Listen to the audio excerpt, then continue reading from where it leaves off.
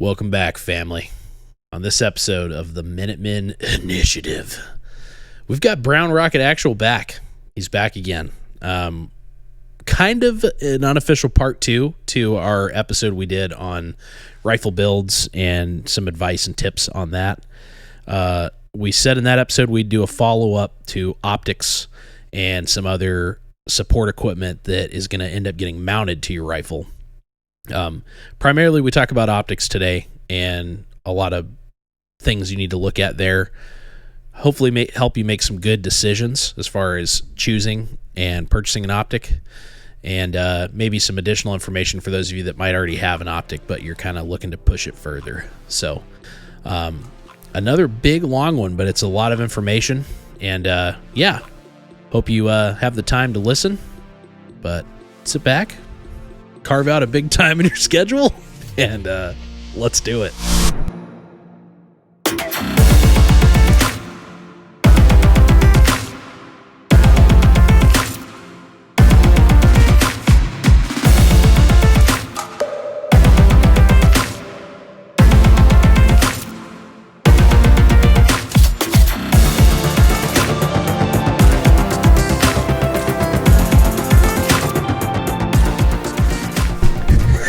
We're back. And we're starting it out right. Yes. The Brown Rocket. You've called, he's answered. Yep. Yep. That's all you got. Nobody called. And nobody answered. Yeah. Oh, man. Well, welcome back to the podcast. Well, thank you. Excuse me. Dude, that was airy sounding. It actually had some velocity behind it, dude. Oh, okay.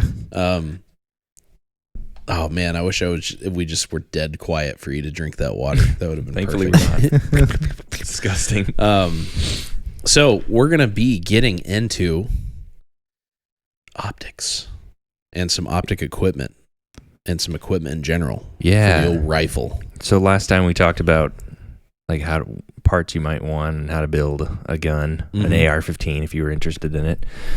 Now we're going to talk about stuff that you can strap on it to make it even more expensive. Yeah. In full transparency, we actually had a lot of this stuff in that outline for the last podcast, but it was going you guys for just so could not long. shut me up. So 3 hours I made an and 47 audible. minutes. I pulled a Peyton Manning in the middle of that podcast and said, we literally were about to like roll into it, and it was a full section of my notes about like optics and mounts and stuff, and I was just like, we're going to do another podcast on this. So absolutely, that's what we're here now to we do. have another 4 hours. Yeah. No, it probably won't be that long. But if you haven't listened to that episode, and you are in the process of building a gun, a platform, go check it out. We actually did cover a lot of really good stuff in there. Just pretty basic, but just solid. Honestly, what I think from some of the feedback we've gotten, it seems like a lot of myths have been, people appreciated some of the myths that we kind of dispelled. Like just talking about like, dude, you don't need anything super crazy. Yeah. You don't need a bunch of like fancy cut lowers and uppers and crazy lightning cuts and red anodizing. Like that's those aren't things you need. You need just good old solid. The Spartan helmet lower. Oh no, dude. Sorry, Spikes. No. Why do they make so much of that stuff? It's crazy, dude. The Crusader. Have you seen that one? Yeah. Yeah, they make like a Spartan helmet rough. one, and then they make one that's like got the That cross hurts a little bit. in it. Yeah. And then I think they make a Punisher skull one too or something. Dude, it's crazy. sick. Yeah. No, we can't start like that. No. I can't have that in my mind. So, All right. yeah. So anyways, we're going to do a little follow on and talk about optics. And also some different accessories that might come in handy as you build out a rifle, and also might be worth something for those of you that maybe do have a good gun already built, but you feel like you still got to upgrade your optics game, because that can be a hard thing to do. I know I've found myself with some really good builds before, and you're just like, oh no, like my optic is just lacking so hard. But sometimes it's challenging to lay down the funding. And for just some as good optics. just as a preface, your optic is probably going to be the single most expensive component on the gun most of the time.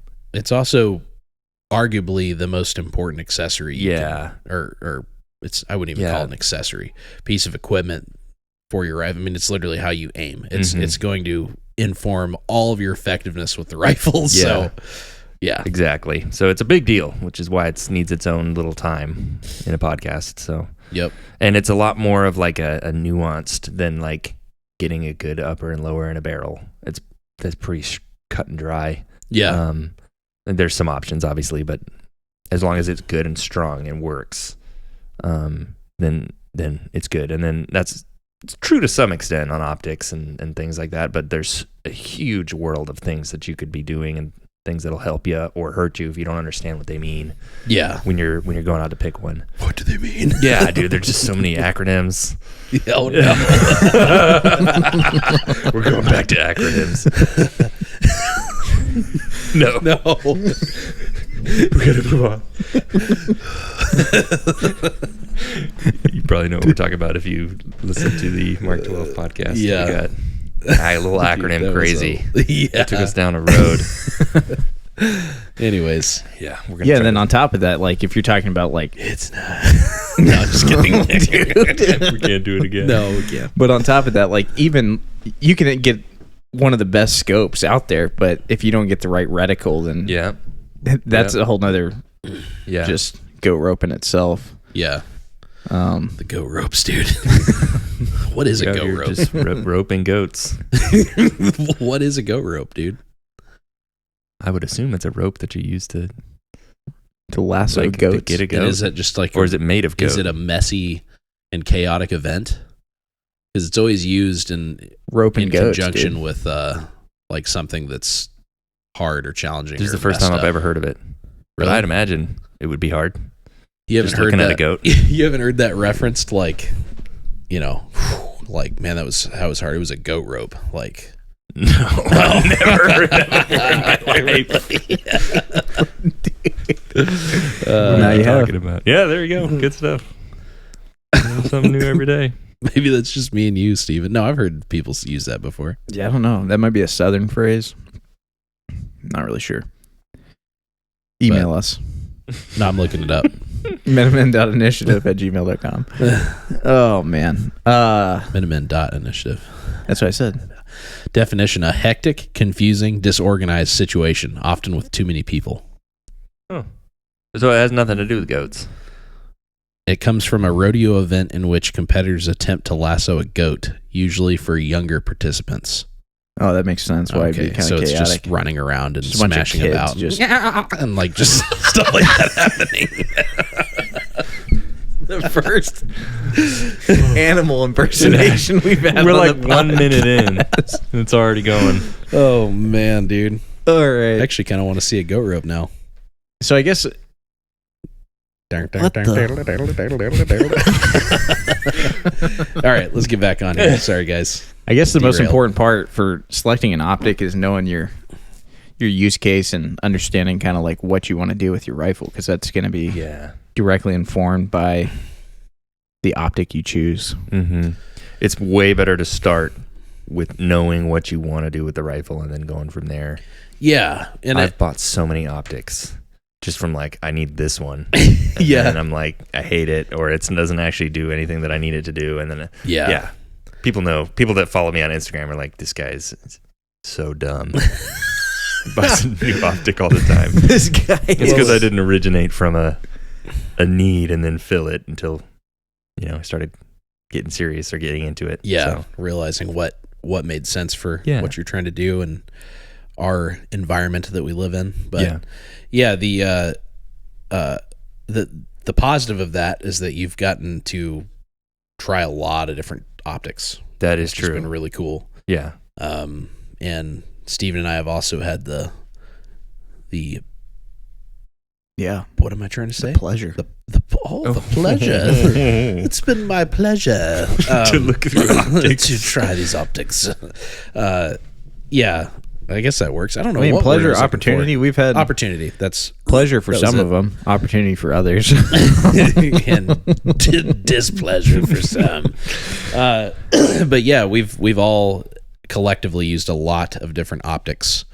But yeah, I agree. I think if you have an idea in mind, which you should, I think the whole purpose of, us covering down on this stuff is, again, going kind of back to the how to build a rifle. We've had lots of people reach out and say like, yeah, I've had a rifle. I've realized that it's not really, I don't know if I would trust it. Or people be like, dude, I literally, which that's really fun to hear too. When people are like, I have been trying to build an AR, or like, I own some rifles and stuff, but I want to build like a more combat style rifle, something that, that's heavy use. That can be, basically that modern day musket. Dude, I want somebody to straight up build a musket. That's modern. No. just a Kentucky musket. rifle, dude. I mean, no, but anyways. There's a guy that I work with who just builds his own. He rifles his own barrels. He turns seriously? them. Yeah, he builds like those old Western Sharps. Whoa. Oh, dude, that's sick. Does he crazy, make like dude. octagonal barrels and stuff? No way. Yeah. He makes them. He makes them from scratch. How The accurate dude are is they? insane. Apparently, they're really accurate. Can he make the Quigley shot? Can you shoot a can at like? He loves however- that movie. Yeah, so no, I'm I'm assuming. sure he does. So he probably has built the old 45 He's been harping 110. on me to watch it. I haven't Have you watched not seen it? No. Oh, dude, Quigley it's a good Down movie. Under, man. I know. It's I gotta about an watch it. American. Yeah, Oh, sick, dude. it's My down favorite under. type of people. It's just They hate him, randomly got Alan Rickman in it as the villain. Anyways, yes, he Harry does. Potter. He makes those. How did we get on this topic? I don't Oh, know. muskets. Yeah. Yeah, dude. Which has nothing to do with the Sharps rifle. But anyways, that's Still really cool. nonetheless. Past so- like 50 years ago, it's all the same. Yeah. My Zoomer brain can't handle it. Yeah, dude. So talking about the modern day musket or the AR pattern or something similar. Yeah. Yeah. It's been cool to Just got called out. I had to. It's got sorry, man. I'm way too just silly today. We're on one. Oh, but bringing it in. All right. I'm talking to myself. Sorry, guys. You should have seen the leaning motion. in. Yeah. The motions I made with my arms just now. But yeah, we've had people reach out and be like, hey, I'm really taking this serious. I'm building something that, makes sense for my area, for what I'm doing, for the people I'm working with, something that I rely on. And if you're looking at it from that perspective, then that's great, because that's going to, I believe, better inform your optic decision. Yeah. So that's kind of what we're going to talk about. We're going to break down different optics. Beyond optics too, like we'll talk about some laser aiming devices, lighting systems a little bit. I don't want to spend too much time on that. Yeah. I think the main purpose of this episode is the optic and the optics package in general, like That's what kind you're of the going to biggest use deal. to aim. Yeah. Yeah. So it's a huge part of your system, and it directly correlates to like your system's capabilities. Yeah. So So should we just like go through? Yeah, we can just start with yeah, let's just jump right in. We'll start with optics, since that's the main thing we're going to talk about. Yeah. And I think probably the most common that you see, especially on fighting rifles, and the most simple and readily available is going to be your RDS, or like your red dot sight. Yeah. Which is not necessarily always red. Yeah. But so some kind of sometimes reflex it's optic. brown. Whoa. No, I'm just kidding. The brown dot sight, dude. So yeah, let's talk about those a little bit. Yeah. So there's probably this most simple type of optic. And now we're going to include different types of reflex sights in here, but the red dot's the most common. There's different ways of putting a dot on a piece of glass. But that's basically what it is it's a tiny LED emitter that reflects a little red dot on a curved piece of glass that's curved in such a way that the dot's always pointing at your point of aim. Yeah. That's just the way that the glass is curved. So no matter where your head is, it's always pointed toward where your bullet's going to go. So it's super nice. You don't have to have a proper head position. There's no eye relief or eye box. It's just you put that thing up, and when you see the dot, you just put it where you want it. Yep. Go. And so send it. Yeah, extremely fast. They're never magnified unless you get a separate magnifier for it, just by nature of their design. They're usually really robust sights because there's just not much to them. Yeah. And then other reflex sights that are not red dots, like holographics, basically. It's the only other one that I can think of. And those are made by two people, EOTech, which everyone knows about, and then Vortex makes one for some reason. It's okay, I guess, but the main one's EOTech, which is a whole bunch of magic that goes on, and it uses a laser and like this holographic grate and all this other magic stuff to project a reticle versus just reflecting it off a piece of glass. It has some advantages to it that we can get into later, but yeah, it's just pretty much just parallax is its advantage, correct? Yes, parallax. It has almost none because it's not just a piece of glass that has to be tuned for a certain range. So it has a lot less parallax. Also, you do not have to coat the lenses with anything, and so they usually have like extremely good night vision performance and stuff. And that's like the only two I can think of. So running a magnifier, just because I don't know a ton about it. Actually. Yes, that's another thing. Running a magnifier on a holographic sight does not change the size of the dot relative to your magnification level. So when you're magnifying a red dot, like a normal red dot, if you have a 2 MOA dot, it's now a 4 MOA dot. Yeah. And so it gets bigger relative to the target. To the amount of the amount of magnification you have. Too. Yeah. Yeah. And then a holographic always stays the same size. So a 1 MOA dot to 1 MOA dot. It's also like almost parallax free. There's always going to be, because you also have more parallax if you add a magnifier. We'll get into magnifiers later. Okay. But yeah, that's good to. So they're designed to be really good and really fast at close range. Yep. And really light, except for EOTech. Yeah. But they're still cool. They are still awesome. Yeah. Yeah. So that's sort of the advantage. And so if that's something that you're into for a primary optic, like look no further than a red dot. And they're actually really capable. In the military, you could commonly, like it was standard for riflemen to make 300-meter shots with a red dot sight. Yeah. Just using the old M68, the old aim point. Yeah. You can hit long-range targets with a red dot. It's just hard to identify them. Yep. And that's where more magnification really starts to kick in. So there's a ton of brands out there. And there's a ton of different designs and, different things that you can look at. But yeah, I think the red dot sight is just such a good all around optic. It does, obviously, if you don't have magnification and stuff like that, that's a huge, in my opinion, that is, depending on what you're trying to do, I think that is a pretty big con. Now, if you actually have a magnifier on board, which we'll talk about later when we start talking about some different optics packages, that can change that. But I don't know. I feel like, in a weird way, most people start with some kind of red dot sight system when they... It's super easy to learn on. Yeah.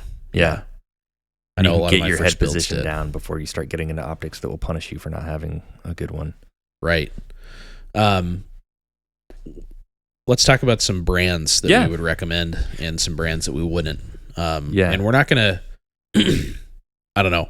We're going to just give our opinion here on all this. This is going to kind of copy paste throughout the whole thing. We're going to always talk about, like we did in the other one, we're going to talk about brands we really like and why we like them, and then brands that we don't like as much and kind of why we don't like them. So I think it's and it's pretty simple because I mean you can't get into that many details about red dots. There's just not that many. It's a pretty simple concept. The two that we've already talked about, the two that I recommend, Aimpoint and EOTech. EOTech has some cool features, especially if you're planning on using night vision or if you're planning on doing a lot of work where you have to be in weird positions. And stuff like that. It's nice. A lot of people will mention, what is it? Like field of view through a red dot and like how big the window is making a difference. And that doesn't make a difference for your field of view because you shoot it with 2 eyes open. Your field of view is whatever you normally see when you wake up in the morning. So don't worry about the size of the window, except that it gives you more leeway, more room to have that reticle in the corner if you need to have a weird head position. So you'll be able to see the reticle in a wider range of positioning and weird stuff. That's why a big window is nice. It also lets more light through if you're using night vision. Night vision, it gets weird with red dots, passive aiming through them, because there's like coatings that can make it almost opaque under night vision, even though it's super clear in the daytime, because you're looking at a different spectra. And so that's kind of a big deal. Normally you have to pay a lot of money to get sights that are good with night vision. However, EOTech does not coat their lenses really with anything. Since they don't have to, they're using a holographic projected reticle. The coatings act to reflect the dot, basically, and then push out the same other spectrums of light that will get in the way, basically. It just makes it get a lot of better battery life. You don't have to do that with an EOTech, and so you end up with really clear night vision performance. And then Aimpoint is just your standard red dot. They use the normal LED projected onto a pane of glass. And you look at the price and you're like, why? And to some extent, you'll still ask that. It hurts a little bit. However, they are extremely proven. They were the inventors of the red dot sight, if I remember right. They made the original. And so they still make some of the best ones. They're the best one for night vision use. They're robust. They make cheaper options that are just a little bit bigger that you can get that are still extremely good, like the Aimpoint Pro, or like an old used Comp M2 or something. Excellent. I've owned those and they're super, super good. For the price, it's probably, you can't beat an Aimpoint Pro. It's crazy, and they are very and honestly they're not even that big. I mean, they are larger than obviously like a T1 or a T2. But super solid. And I'm a huge fan of Aimpoint. That's kind of my go-to. And mainly because I think you're getting just as robust and near equal performance to an EOTech, but for way smaller, way lighter, and way more battery life. That's a big reason that I personally have owned several EOTechs over the years. And I no longer own any, and that's not because I don't like them, but it's just they weren't doing anything that I couldn't do with like a T1 or whatever, an Aimpoint. Really, for me, I think like you said, I think you dialed in on a really good point, is if you're going to be doing a lot of dynamic stuff where, you might live in a super like congested urban environment, and your realistic fighting situations might have you in some like small boat prone and like like supine and like all these crazy like shooting positions that that are going to require that are going to just end up with you not having a good head position. Because like you said, EOTechs have like no parallax. I mean, you're still going to be really forgiving with an Aimpoint or a more traditional reflection style red dot sight, but they do have parallax because of just how they're designed. It's not a holographic image that you're looking at for a reticle. It is it's a reflection, and it's reflecting off of curved glass like you talked about. So anytime you change your head position, it's going to you're going to have a shift probably. So, and your dot sights are also going to have more lifetime as far as runtime over. They run forever. Yeah. So that's another 5 years. Another thing is kind of the standard nowadays. Yep. Yeah. So like a T1 or like a T series aim point is going to, a micro series is going to go easily 5 years. Yeah. That's half the shelf life of the battery you put in it. Yeah. And then the EOTech is they're roughly around 1,000 hours. So that's a huge difference. EOTech's an optic you turn off when you're done using it, basically. Yep. Red dots just stay on forever. Which I really like. Now, as far as like specific use cases that I can think of, I don't really like to get too far into this because I don't like the idea of somebody hearing like, oh, that sounds like mine, and then I'm just going to do that. Like, you really need to have the wherewithal to research your like, what are you really wanting to do? What are you really trying to do? Yeah. But an easy one right out the gate for me with just if you're just wanting to run a red dot sight on something like this is going to be like home defense. Yeah. Because especially like a LED, something like an aim point, or you can turn it on and leave it on. It's always on. And then you can, if something goes bump in the night, you can pick up your gun and go to work. And it's not go to work. Yeah. Punch out. I think it's a huge advantage. You don't have to try to turn something on, and everybody's had moments in the night, I'm sure, where you get suddenly awoken and you're pretty confused, and so I think that's a good one. Like I said before, if you're in an environment where you're very like you're in a very congested urban area, it might come in handy, but I think there's a lot of benefit to having a magnified optic in an environment like that. And spoiler alert on this, I think a magnified optic is for this overall role, the kind of modern Minuteman role, I think makes a lot more sense. Yeah. So we're gonna lean that direction. Yeah. But I think it's there are optics that are almost as good as a reflex. Yeah. That will give you a lot more capability. Yep.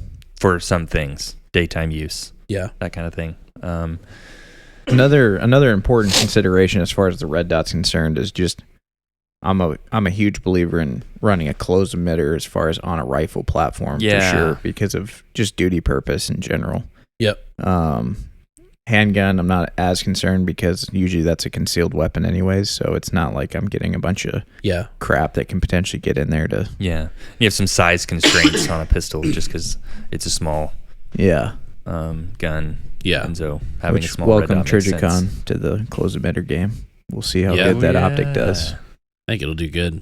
Yeah, they usually... I mean, they don't just rush things out very often. So they definitely don't. Like, pretty much all their optics... I remember a few in Trigicon's past that had some bugs when they came out. And I've heard about a couple little bugs. Trigicon's closed emitter game is a little wonky. I'll talk about it. I've owned several just because I so badly want to love them. And Which ones have you owned? The MRO and the MRO HD. I've owned both. And those are like their two currently made. Yeah. Closed emitter red dots, similar to the Aimpoint Micro series. And they always... on these type of optics, they always do everything except for like one thing perfectly. And then that one thing ruins the entire red dot. Were you having problems with the tint? Was that bothering you? So, no, I don't mind tint. Like the Aimpoint T1 has a lot of tint, and I think it's fine. It hurts a little bit under night vision, but other than that, it's a perfectly good red dot. If I can see the target, then it's fine. The problem that I have with the MRO is it has the worst parallax I've ever seen on a red dot. It's really consistently. Bad. Yeah. Like, and I kept thinking like, it's not that big a deal. Like I see a little bit, but whatever. It's not a precision optic. It's like just under 15, I think, or something like that. It's crazy. I was missing shots by not having the red dot completely centered, and that removes the entire purpose of having a red dot with a big window. Yeah. Is to not be able to not have it centered and it'd be okay. And so I would miss shots at like 100 meters with it, which is, for a quality manufacturer, that's unacceptable to have that kind of. Yeah. And another thing is that they have this weird slight magnification, just the way that their lens is shaped. So this is my unofficial opinion on why it is the way it is. Trijicon made a really short, compact optic, and they put a huge window on it, on the front, because they wanted to remove the quote-unquote tunneling effect that you get with small windows. Yeah. Where it looks like you're looking through a little toilet paper tube or something. Mm-hmm. And I've never had that issue with an aim point before, so I never even thought about it. But they put a big window on there to help mitigate that problem, I guess. And what that did is, for one, the window, the emitter is so close to the window that window has to be curved substantially because of its size, which can lead to a magnification effect visually.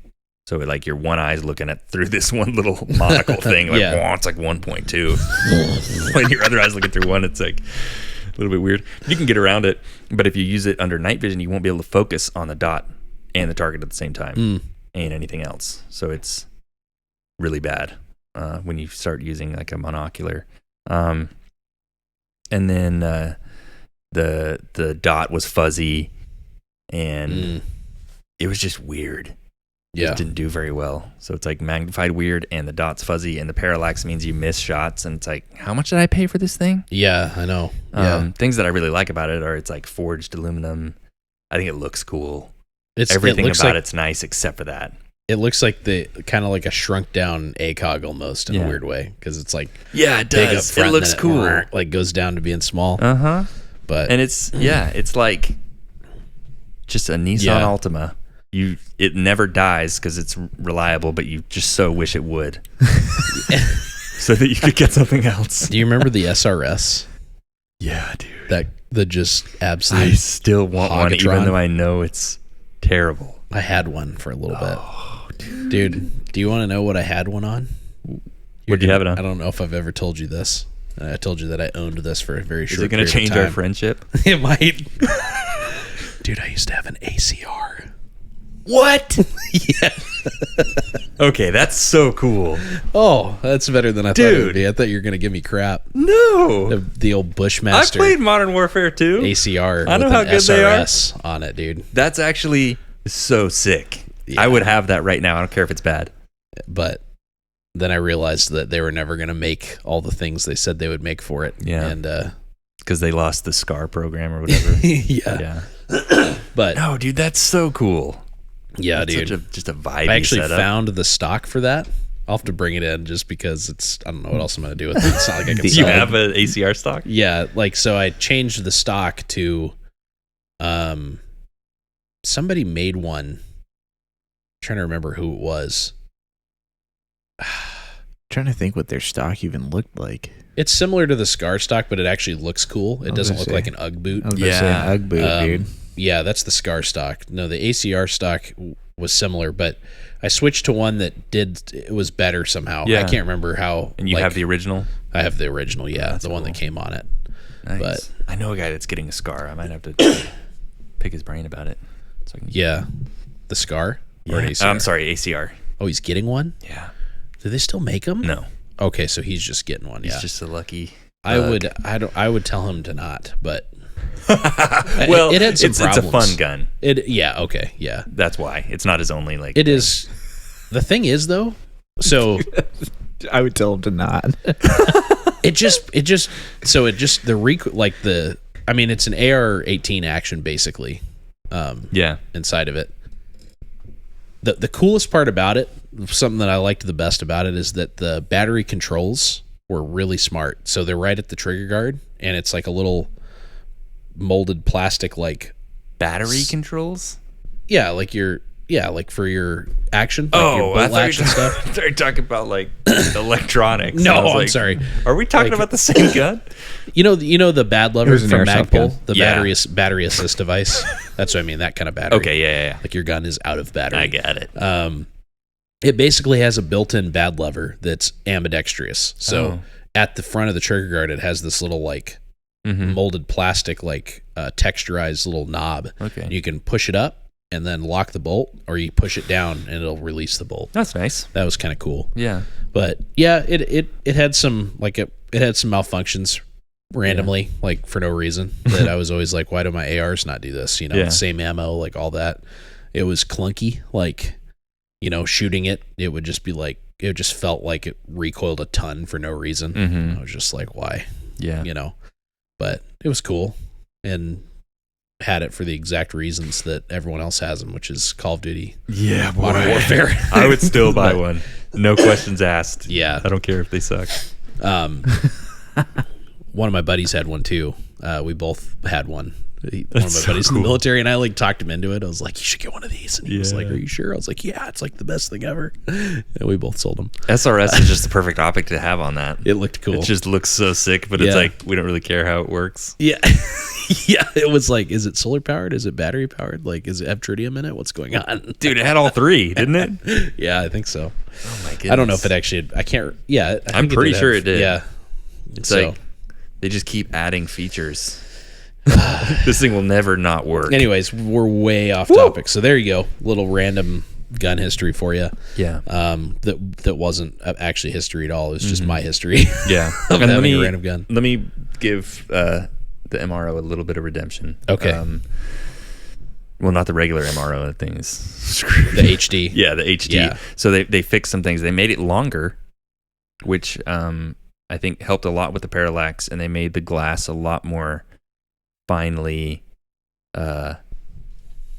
machined, I guess. I don't know. That's not the right word. but- Blown. No, they do not. They're just hand blowing MRO. That's what the regular MRO looked like. But just blowing there's a little glass. bubble in it. Just a little Japanese man just blow. Okay. All right, we're getting off topic again. Yeah. So the MRO HD, it fixed the parallax issue. It actually had quite good parallax. Would you say it was more comparable to the aim point? Yes. Yeah. Yeah, it was comparable. It was acceptable parallax. Didn't cause any problems. Dot was extremely crisp, and it actually they had to add a second reticle option for no reason, where it's like you can either do a dot or you can do a circle dot like EOTech's. Yeah. A segmented circle, and like that's cool or whatever. I used it under night vision, and it was nice. Yeah. The glass, the coatings that they used, and it wasn't magnified or anything. It was actually excellent under night vision. Nice. However, it has this weird reticle ghosting thing, where even if the reticle's off, you can see it just like reflecting in the glass because they didn't have enough of a coating to, I guess, keep that from happening. So light was getting inside the tube and then reflecting the reticle, and it just had this weird ghosting effect. Yeah. It was odd. It's not really a game changer that much, but it also cut the battery life of the optic in half. The longest life was 2 years instead of 5. Yeah. Less if you used the circle dot thing. It was like 9 months or something. So it's like weird still. So anyways, that's why I don't recommend the Trigicon closed emitter MROs. Honestly, as far as kind of getting back to recommendations, I'm gonna immediately recommend Aimpoint. Yeah. I think it's proven. It's been around. They've been around a long time. They continue to innovate. Like they're making really good stuff. Mm-hmm. And it's incredible how long their micro series, like their T models, like the T1, 2, it's amazing how long they've been regarded as like the grail of micro dots. Yeah. Like they still, that's like what everybody wants. Like, oh, I want a T1, or like I want a T2. Me too. And they've been around for a long time. And you can get, and they last forever. they like, do. I mean, I've had my T1 since 2012, I think. So. Yeah, I've had mine forever as well. So long. It's like, and they still are just fantastic. And the T, they're harder to find, like especially the T2. It's like never in stock anywhere. Yeah. But there's a reason for that. Because people buy them and they don't sell them. And then all their comp series optics, like the comp M2, the M4, the M5, I think M6 now, right? No, I don't think they have an M6. Okay. Maybe they do, but I don't know about it. They have M5, they have M5S, they have M5B. Oh, that's what I'm thinking of. Yeah. They just have a bunch of different variants of that. I know, and it's basically just battery position and battery type, I think. So the Comp M5 is just an Aimpoint T2 that uses a AAA battery. Yep. Which was like a specific request from people that were working overseas over extended period of times that couldn't get a CR2032. Yeah. So those are cool. It's actually kind of cool. Yeah, they last for like 7 years. Holy cow. Yeah. Anyways, that's all these weird details. But aim point, if it says aim point on it, it's hard to have a bad optic. Yeah. They just don't really make any. Yeah. They do have a newer optic out called the Duty RDS. That one, their mounting platform on it is weird. It's not the same as, well, it mounts to aim point mounts, but it sits way taller. Yeah. And a lot of people are catering to that by making mounts for it, which is super cool. And that is cool. It's not a bad optic. It's a pretty cool optic, actually. Yeah. Very, very different from how they approach optics normally. Like, yeah. It's got little buttons on it. And stuff like that. It's intended to be a less expensive micro dot option. It's basically a smaunched down aim point pro. Yep. So, because aim point pro has been around forever. Mm-hmm. And so, yeah, both of those are good options for less money. And then EOTech, again, going to be really solid. You just got to understand that you're going to have less battery life and stuff like that. But if you're planning on magnifying it, or if you're planning on, again, using it for like CQB or like a VCQB, like if you're doing stuff in and out of vehicles and like more dynamic stuff, like if you need it for work, like that's why you see a lot of SWAT guys like to run EOTechs. Yeah. Because they're doing a lot of, dynamic environment stuff, or they're in weird situations. I had one for a while and I loved it. Yeah. I would buy one again. They're so cool. Yep. They're super solid. I liked the ones I've had. I actually had one during the era where they got caught lying about their specs. Yeah. You remember that? Yeah. And they actually like made it right. They literally bought everybody's EOTechs back. You had to like go through the program, but and it wasn't literally really even that much program. of a problem with their sites anyway. No, it was just like they just kind of fibbed a little bit yeah, about their that's like the reason Arctic it got specs. Yeah. But they literally said they would buy your optic back at MSRP. So I made money back on my EOTech that was over what I paid for it. Yeah. And then, which is cool. And a lot of people took advantage of that. But they don't do it anymore. So yeah, if your part number fell between like a certain range, you could do that program. But yeah, EOTechs are awesome and they've always been good. Like that whole thing. I don't bring that up to say that they're like weird, and I don't know all the details about that. I mean, I think they definitely, it's overblown. A lot of people hate them because of that. And it's like, you probably didn't even like know exactly what was going on with them. and like those people have never owned an EOTech probably. Yeah, exactly. But anyways, Good so optics we don't necessarily recommend. So this might hurt some feelings. Well, let me say this first. If you want a cheaper option, again, Aimpoint makes some cheaper options. And so does EOTech. You can get some affordable, like, used EOTechs you can get for pretty good money. Yeah. But also, like, you can get some of those Aimpoints for, right around $300-$400. Yeah. And you're going to get an optic that's going to last you the rest of your life. Yeah. So for a primary optic, there are red dots that people use as secondary optics. Yeah. There's a little more leeway there. Right. Because it's not what you're, like, if you have it just because you need to passive aim for night vision and stuff like that, that's what I have mine for. Yeah. It's mounted on top of a scope that I actually use for my primary optic. Then maybe you don't have to spend like $1,000 on a T2.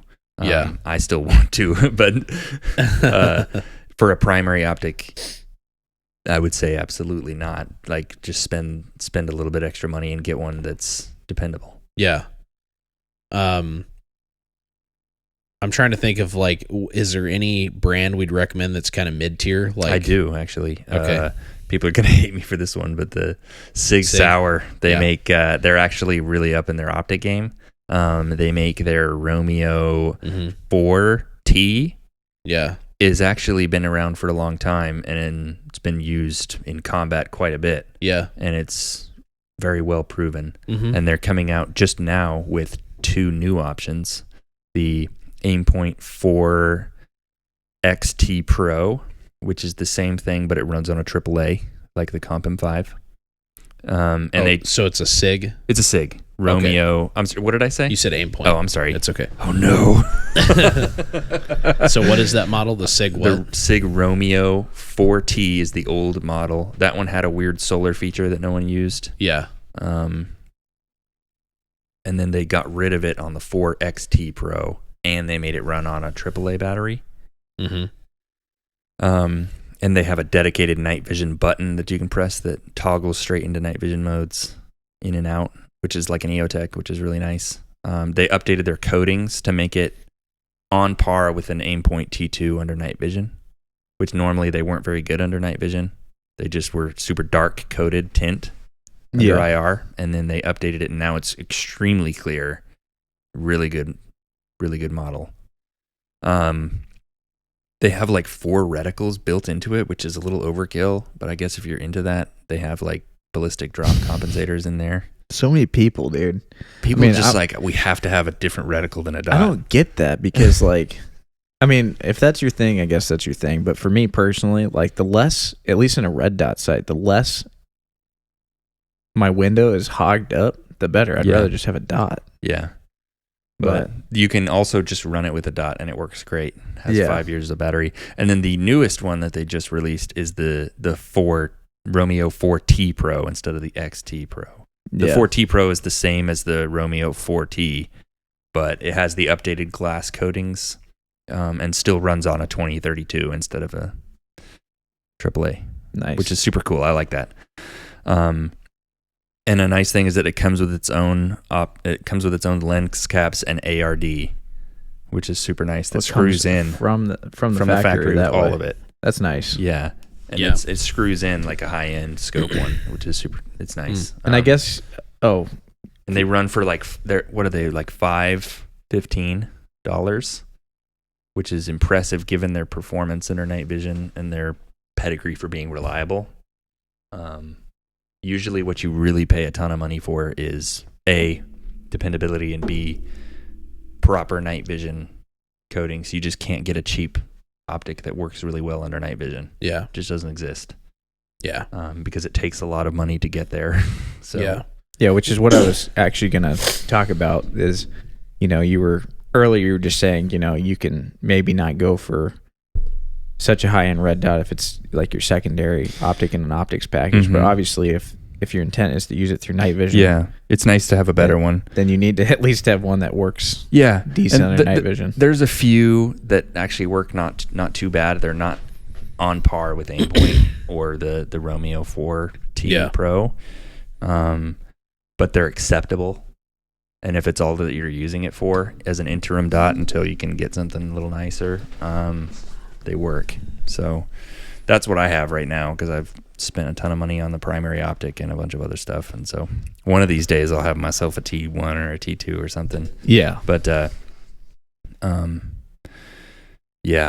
what were we talking about again? Like we're just talking optics about we don't recommend. Yeah, optics we don't recommend, I guess. Yeah.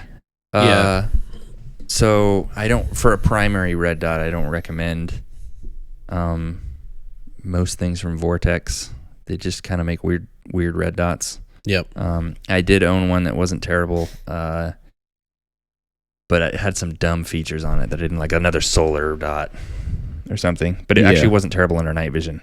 Okay. And then what I have right now, which is people are going to make fun of me for, and rightfully so, I bought it for $89. Sick. It's a Crossfire 2 because it has the same features as, I don't remember the name of that other red dot, but it doesn't have solar, it doesn't have shake awake, it doesn't have dumb stuff. You don't need shake awake for a red dot that has 5 years of battery life. Yeah.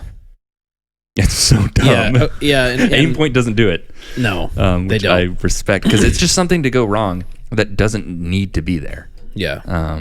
And I've had optics not shake awake on me. I had to hit him against a wall, and I'm like, I shouldn't have to do that with my red dot. Just be on. I'll change the battery. I don't care. Yeah. And so this one is just super simple. It's not a very high quality red dot, but it randomly is kind of clear under night vision. It's not terrible, and then it still works for me. It's still just on. It's being used in Ukraine. Yeah. I've seen them on people's guns in there. I'm like, how did you get that? But for a primary, you probably don't. No, I would not recommend it as a primary. Yeah. And then Holosun, I wouldn't necessarily recommend them as a primary either. They're just kind of cheap. They're known to break. I want to talk about Holosun for a second because I know that there's going to be a lot of listeners that either have looked at getting one or already own one. Yeah. And I'm going to try my best to not hurt feelings. But I own Holosun, one. I know what? I own one. And I'm going to agree with you. Yeah. Well, we've seen a lot. We looked at, Steven and I looked at carrying them in the shop. For those that don't know, like anything we carry in the shop is something that we test for long periods of time and like really see, like, is this something we can put our name behind? You know, we decided to not carry Holosun. There's a lot of really shady stuff about their business in general. Like there's a lot of like lacking transparency and stuff like that. They're all made in China. Yep. I've had weird conversations with people where they're like, no, they're made in America. And I'm like, no, they're absolutely not. not. They're 100% made in China. Like, stop doing that. And my problem with Holosun is they're one of those companies that's just like, let's make a bunch of different models with all the weird options you could imagine and try to like, instead of one good one, and try to like grab the market. I keep seeing these things everywhere. Like you can thank Holosun for all these other companies innovating. And it's like, no, you can, I don't agree because you don't, like what you just said, you don't need any of those features. And getting something that's way cheaper than something that doesn't have those features for something that does, it's like they're compromising somewhere. Yeah. And it's on quality control, it's on construction, it's on the materials they're using, it's on the circuitry. The amount of times I've had customers come in here and be like, yeah, I was shooting my Holosun or I had a Holosun on my shotgun or a Holosun on my 308 and it just stopped working. It's like, yeah, that circuitry's getting freaking blasted in there. It's getting rocked back and forth. Yeah. Or like, yeah, I dropped it. I mean, we had one that dropped and, you know, it was completely by accident, but it dropped and fell. Like I dropped it and it fell like right on the top of it and it just didn't work anymore. Yeah. And it's like, I have dropped my T1 so many times. Yeah. Like attached to a gun. Yeah. Which like on increases purpose. the force exponentially. Yeah. And it, you know, and I know that's anecdotal, but I'm just saying that's not uncommon. There's a lot of information on them failing for just almost no reason. Did So the whole dial just pop off on that Holosun? that was a primary arms, Rheostat. Oh. which I'll talk about that a little bit as well. But Oh yeah. yeah, I don't think they're good service optics. And the features are dumb. Like it's time to, and I know Their whole name derives from that they put solar panels on almost everything. Yeah. And none of them augment the battery. You have to put it into a separate mode. Yeah. And it's like, you don't need to augment the battery, first of all. Stop trying to put excess areas of power on a battery that lasts forever. Yeah. It's like, it's crazy. And I know there's the argument for like, well, what if you're in an environment where you don't have batteries? It's like, well, then stock up on batteries. Like Just carry another battery.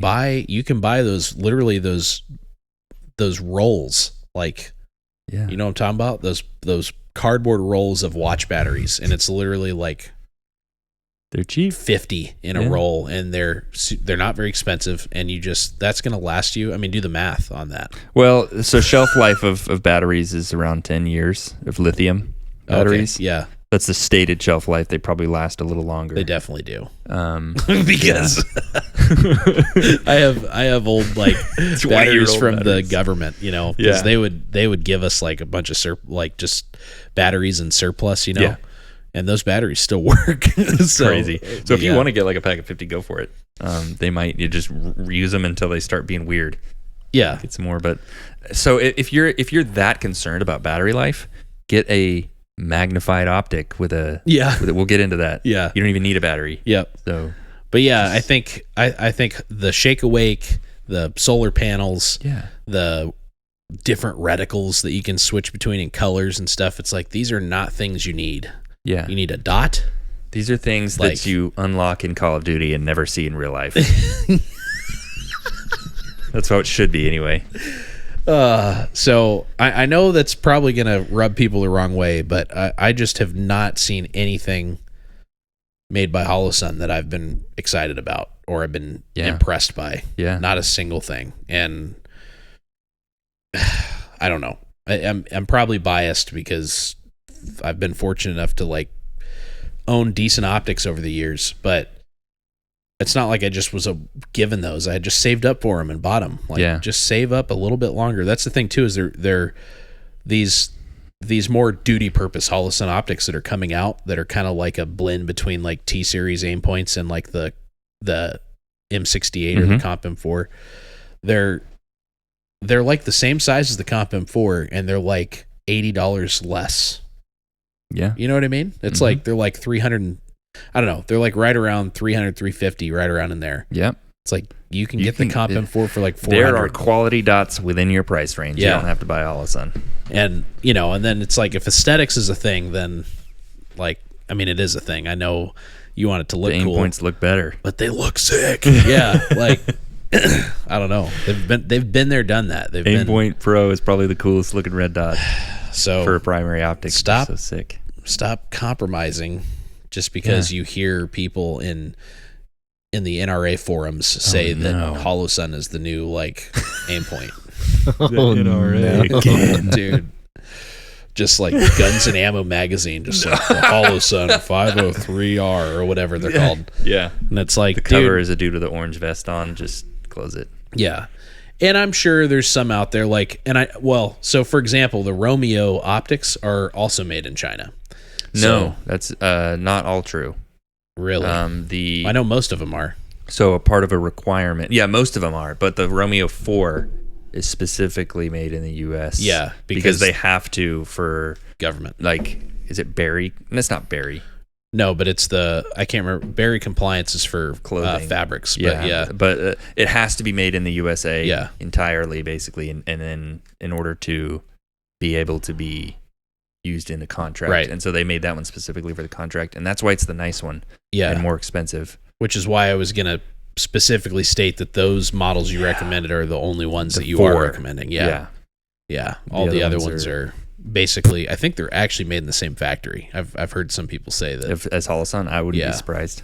So, another one is primary arms. Very affordable, very cheap, and you get what you pay for. Most of the time, they work with holosun to make like little crossover models where they put the reticle in it.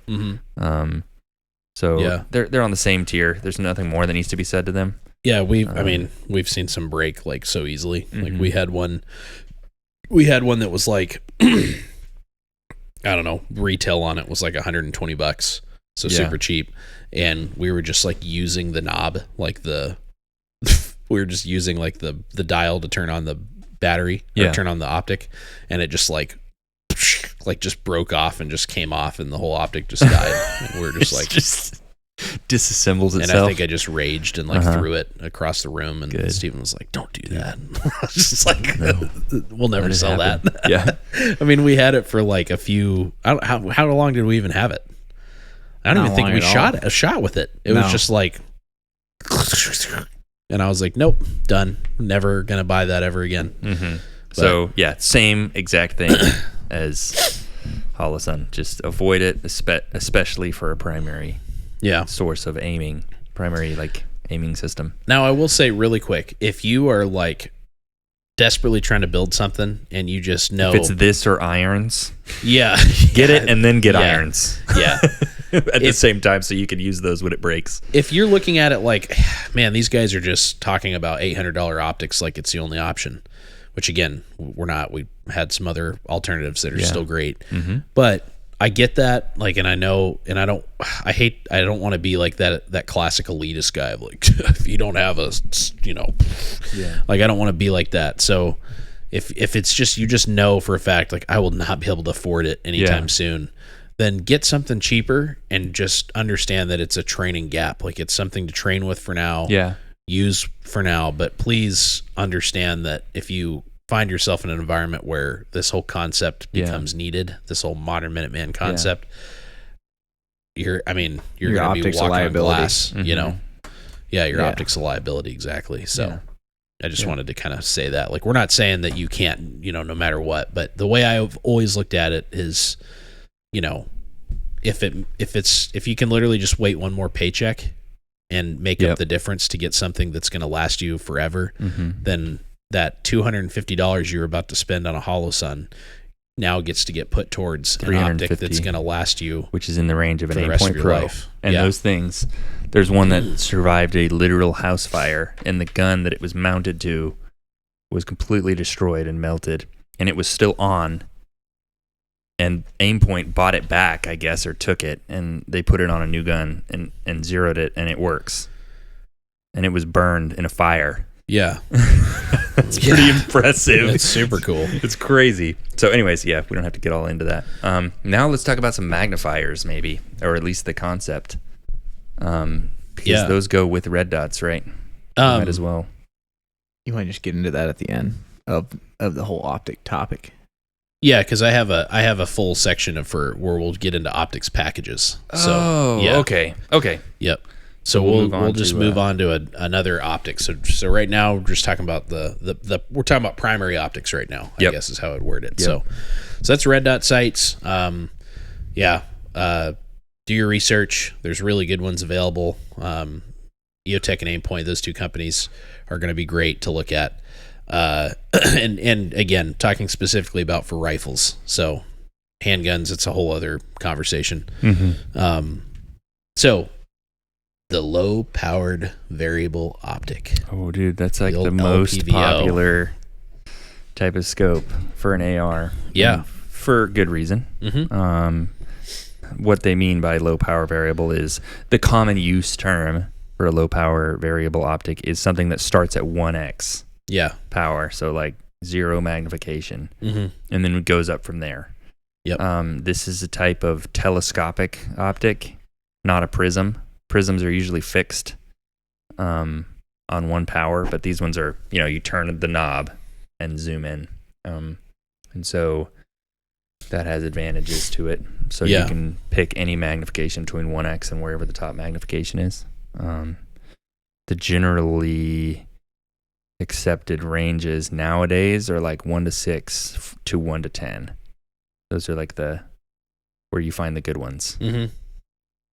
Back in the day, 1 to 4s were like crazy. Yeah. And now it's like you can't even find those unless you buy an old one. Yeah. And so LPVOs are nice because they're generally lightweight. That's not always the case, but for what they offer, they're lightweight. They're extremely versatile. You can use them similarly to a red dot at 1x, some of them. And you can also zoom way in and have positive identification and good accuracy at very long ranges. Be able to call shots, that kind of thing. So it offers an extreme amount of versatility to any gun, basically, that would have otherwise just had a red dot on it. Right.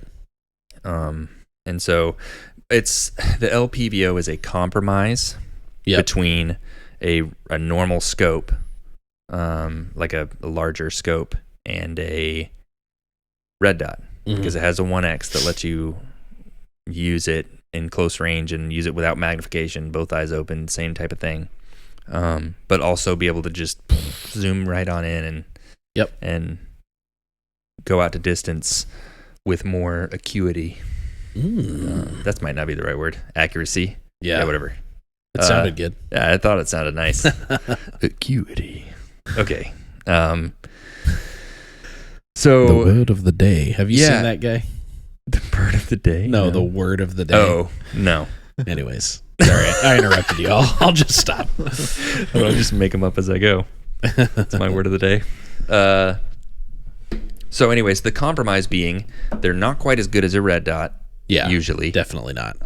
You can get some that get close, but you have to pay a lot of money. Yep. And they're not as good as a normal scope, a larger powered optic at range when you're zoomed way in. But they do both. They can. So they're sort of like a jack of all trades type of thing, where if you specifically want to shoot at longer ranges, you're going to suffer a little bit with an LPVO versus a larger scope. Yep. And if you're only doing close-in stuff or red dotty type things, you're going to... Red dotty, that's the word of the day. Red dotty. Dotty. Then it's not going to be quite as good as a red dot. Yeah. But what it does offer is versatility. Right. Definitely offers versatility. I think you said it perfectly. I think understanding that it is a compromise on both sides is important, but it's a pretty cool compromise because you're getting, you're getting pretty good CQB capability or like close range wider field of view capability. And then you also maintain a lot of the advantages you get in like being able to identify targets at distance through magnification. So it might not be as good at engaging targets at distance just because you're going to get a lot of distortion and, parallax problems and stuff like that when you magnify all the way in, especially like a 1 to 10. 1 to 10, that's a 10 power magnification, which is a lot. Mm-hmm. And that's really important to know, as far as the more you magnify, the more issues. Yeah, the more issues you're going to run into. You're going to have higher parallax. You're going to have less edge-to-edge clarity, more distortion. That's a long ways to magnify. You're asking a lot out of a scope, and you're going to have weird light transmission problems because the lens has to be so small up front to accommodate a 1x. Yep. That your 1x isn't going to be perfect, and your 10x is going to be a super tight eye box and be not very good at night or low light scenarios. It just makes it a little more of a pain to use. Yeah. So that's definitely 1 to 10s. I don't want to say that they're a gimmick, but I do want to say that they are difficult to use effectively. Yeah. To the power of 10, and there are some that I would say are pretty good. Like I've played with them. The new EOTech. I played with that one a few times. It's pretty good for what it is. Yeah. The Vortex Razor 1 to 10 is one of the most highly regarded LPVOs out there. And everyone that uses it says, the 10X is really tight. Yeah, it's crazy. Yeah. Both of those are very expensive scopes. Yes, they are. And rightfully so. I mean, that's a lot of engineering and stuff going on to make that actually happen. Yeah. My personal rule of thumb is if you want an LPVO, I think 1 to 6 is a sweet spot. I think 1 to 6s have really proved themselves. I think 1 to 8s are good too. You can get some good ones in 1 to 8, but you definitely start to run into some of the same issues. Yeah. But a 6 power magnifier is a lot more manageable, and they're usually a lot lighter. They're usually maintain a lot of simplicity. I think the industry has really nailed down 1 to 6. Yeah. Well, I think an LPVO, because you start to see this blend that I've noticed with people where they're like, oh, I've got a 1 to 8. I'm taking shots out to 800 meters. And it's like, yeah, sure, you can shoot out that far. And if someone's engaging you from that distance, then send rounds, But it's going to be very challenging to actually do that effectively. And it's also going to be very challenging to try to dial or, use anything, especially if you're like second focal plane or something like that, which we should probably talk about focal planes. Yeah, I can. Really quick. We can talk about that. So, do you want to go? Go for it. Okay, I'll yield. So there's 2 different focal planes, and that it's regarding the reticle that you're looking at, and so there's first focal plane and second focal plane, and first, or let's just start with second focal plane. Second focal plane. No, I'm going to start with first because it'll make second focal plane easier to explain. Got it. First focal plane means that the reticle is always the same size relative to the target, relative to your view through the scope, which means that as you change magnification, the reticle gets larger and smaller. Yep. So to your eye, it looks like it's getting larger and smaller, but it's getting larger and smaller proportional to the target that you're looking at. So all of the subtensions and measurements on your scope are always going to be accurate at any magnification. Yep. So 1 MRAD at 1x and 1 MRAD at 10x or whatever, 6x, it's the same. Yep. You can always use the subtensions. Second focal plane, the reticle always stays the same size to your eye. Yeah. And changes relative to the target. Yep. So it always looks like it stays the same size, but when you're at 1x, that reticle is really big, and so 1 MRAD is like 6 MRAD, or just huge. And so it's only accurate. Most scopes, you could just say for common scopes, always, it's only accurate. The subtensions measurements are only accurate at the Full maximum magnification. Yep. So on a second focal plane scope, if you're going to be measuring something in milradians, you need to do it at 6x or the top magnification, whereas you can do it at any magnification on the first focal plane. Yeah. So, and a lot of people are like, "Whoa, that sounds like first focal plane is better all the time," and I would disagree. I would too. Having been that guy, I now run a second focal plane scope. And there's a number of reasons why I do it. Especially, so here's my little formula is the higher you go in magnification, the larger power scope that you have, the more important having a first focal plane becomes. Because you're actually going to be using different ranges. Yep. On these low power scopes, if you're shooting at range and you need a subtension, you're always going to be at your maximum magnification anyway. Exactly. Yep. And what that second focal plane offers you is a reticle that's always super easy to see at any magnification. So at 1x, a first focal plane reticle will be tiny. Yeah. And then and in order to make it visible at 1x, it has to be thicker and less precise at the maximum magnification. Yeah. Usually. And there's a lot of companies that will do fancy little things like have a horseshoe or something like that to make it is easier. emboldened, and then when you zoom into max power, that's out of your field of view, so you can't see it anymore. So that to make it run more like a 1x or something like that at 1 power. And that's one way to do it. Then you have a big horseshoe in the middle of your thing at your maximum magnification and all that other stuff. So I would say that you're fighting to get a first focal plane LPVO for like 1 to 6. You're fighting. How was I going to phrase that? It's already over. Oh yeah, you're fighting for something that doesn't matter to get a first focal plane. Yeah. You're not going to be at 5x and needing to use subtensions. Just go to 6x. Yeah, exactly. Because 6x is already not that much. Yeah, it's not a very high power. So, and a lot of companies will make second focal plane 1 to 6s. And it makes sense to me. Yeah, the Leupold 1 to 6 Patrol is a relatively new LPVO. It's easily the best 1 to 6 I've ever used, and I've used a lot of different 1 to 6s. It's super light. First of all, it's like less than a pound, which is crazy. Yeah, but it is second focal plane, and they did it for that very same reason. It's on 1 power.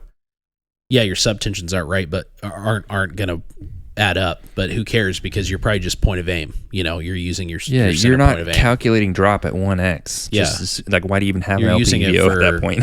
If you're using your 1x, you're probably engaging close range threats. Yep. And then it doesn't matter.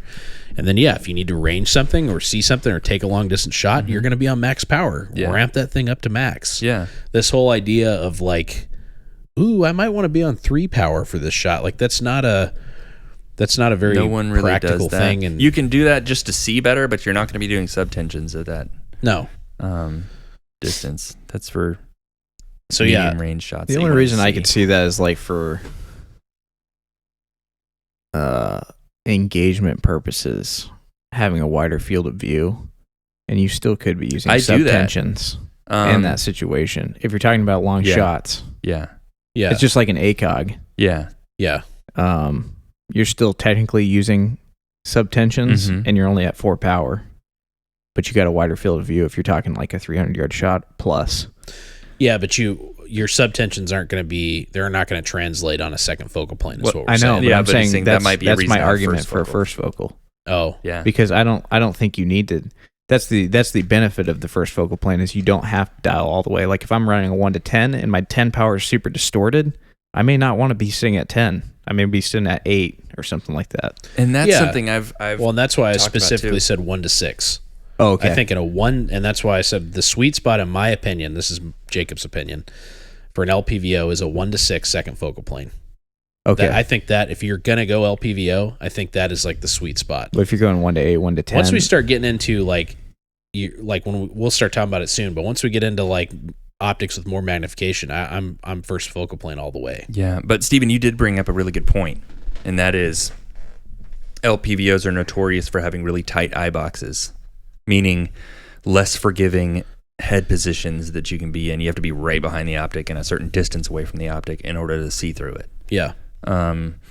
So having a tight eye box means you have not very much leeway at that maximum magnification, and it changes. When you start going down in zoom, you get much more forgiving eye box. Right. That's just like the physics of how scopes work. Yeah. And so because they have such a tiny objective lens and they're stretching their glass, their optics so much to get that 1:6, that you just end up with a tight eye box. That's just how it is. Yeah. Some are better than others, but they're always pretty tight when compared with an optic that doesn't go all the way down to 1x. Except for ACOGs, weirdly. ACOGs are fixed prism scopes. I know, but I'm just saying We'll their get eye into box them. sucks. Oh, yes, Yeah. and I have an explanation for that one too. We'll get into those shortly. Because you pay for a lot of really cool features on the ACOG for having a bad eye box. Yeah. But anyways, We'll talk about it. yeah. So if you're getting a scope that has a really tight eye box, like a 1:10, you might not want to be using 10x all the time. And when I had a 1:8x that had a super, super tight eye box, and I would routinely back it off to 6 or 7, and I'd have a super nice eye box, but I'd still like to use the subtensions for shooting fast. So it was at the second range. focal plane. It was No, a no, first. Oh, it was first. Yeah, Okay. and I used it. So one thing is, if you have a really bad eye box at your maximum magnification, you might want first focal plane, and that's the main argument that I would say is. Yeah, I guess my argument for that quickly shifts to if that's You might be looking at a different optic. exactly. Yep. Yeah. Like if that's where your capabilities are taking you, that's where your use case is taking you, where you are routinely finding yourself using that level of magnification to make shots, Yeah. and you need subtensions, then Yeah. it's What's time the point to of leave having the 10x if you can't LPVO. use it? Yeah, it's time to leave the LPVO at that point. Yep. And again, I really want to reiterate that an LPVO is definitely a compromise. Yep. They're good optics for for the role they're filling. The fact that we are getting They're good at everything, not great at anything. Yeah, it's a multi-tool scope. Yeah. It's like, they can kind of do a lot of different things. They give you a lot of versatility. They can be very effective. You can still see far with them, but Yep. you are going to start to run up against some issues and some hurdles when you start trying to push the envelope with the things you're just talking about. Yeah. And that's why I really think that 1 to 6 range is super good. Yeah. And you also give up some features on LPVOs just based on their design, because they're designed around being this all-purpose type thing. Yeah. Lots of times they won't have parallax adjustment, which can hurt at long ranges. And they won't have reticles that are designed for precision. They're designed for a mix of shooting at range and shooting fast. So there's exceptions to that, but you might be able to get more of those features in a different scope if you're more interested in shooting longer ranges. And so that's where other scopes are going to come in that we'll talk about later. So this one is a compromise, and well-built and well-designed ones carry that into every aspect of the scope and make it easy to use. Let's go ahead and talk about some well-designed ones, some LPVOs that we'd recommend. Yeah, absolutely. Let me switch over to my Yeah. page. Well, I'll go ahead, and I go. kind of already did, but the Leupold 1 to 6 patrol is, like I said, as of right now, as far as that 1 to 6 range, it does everything I want an LPVO to do. Yeah. It has a BDC reticle in it that's actually really smart. Mm-hmm. It's got, you can dial if need be. It's got a really good, it's their CDS turret system. It'll return to 0, things like that, which you don't necessarily really need with a BDC reticle, but I like having that anyways. Mm-hmm. Like, why not have it? The clarity is insane on it. It's stupidly insane. It's a true 1 power. It is like, I think right now it is the only true 1 power LPVO. Like, a lot of companies, like Vortex, for example, will say they have 1 power, but it's actually like 1.25. Yeah. Trigicon is about 1.5 at It's 1 power. extremely rare to have an LPVO that has a true 1x. There's always a slight difference. Yeah.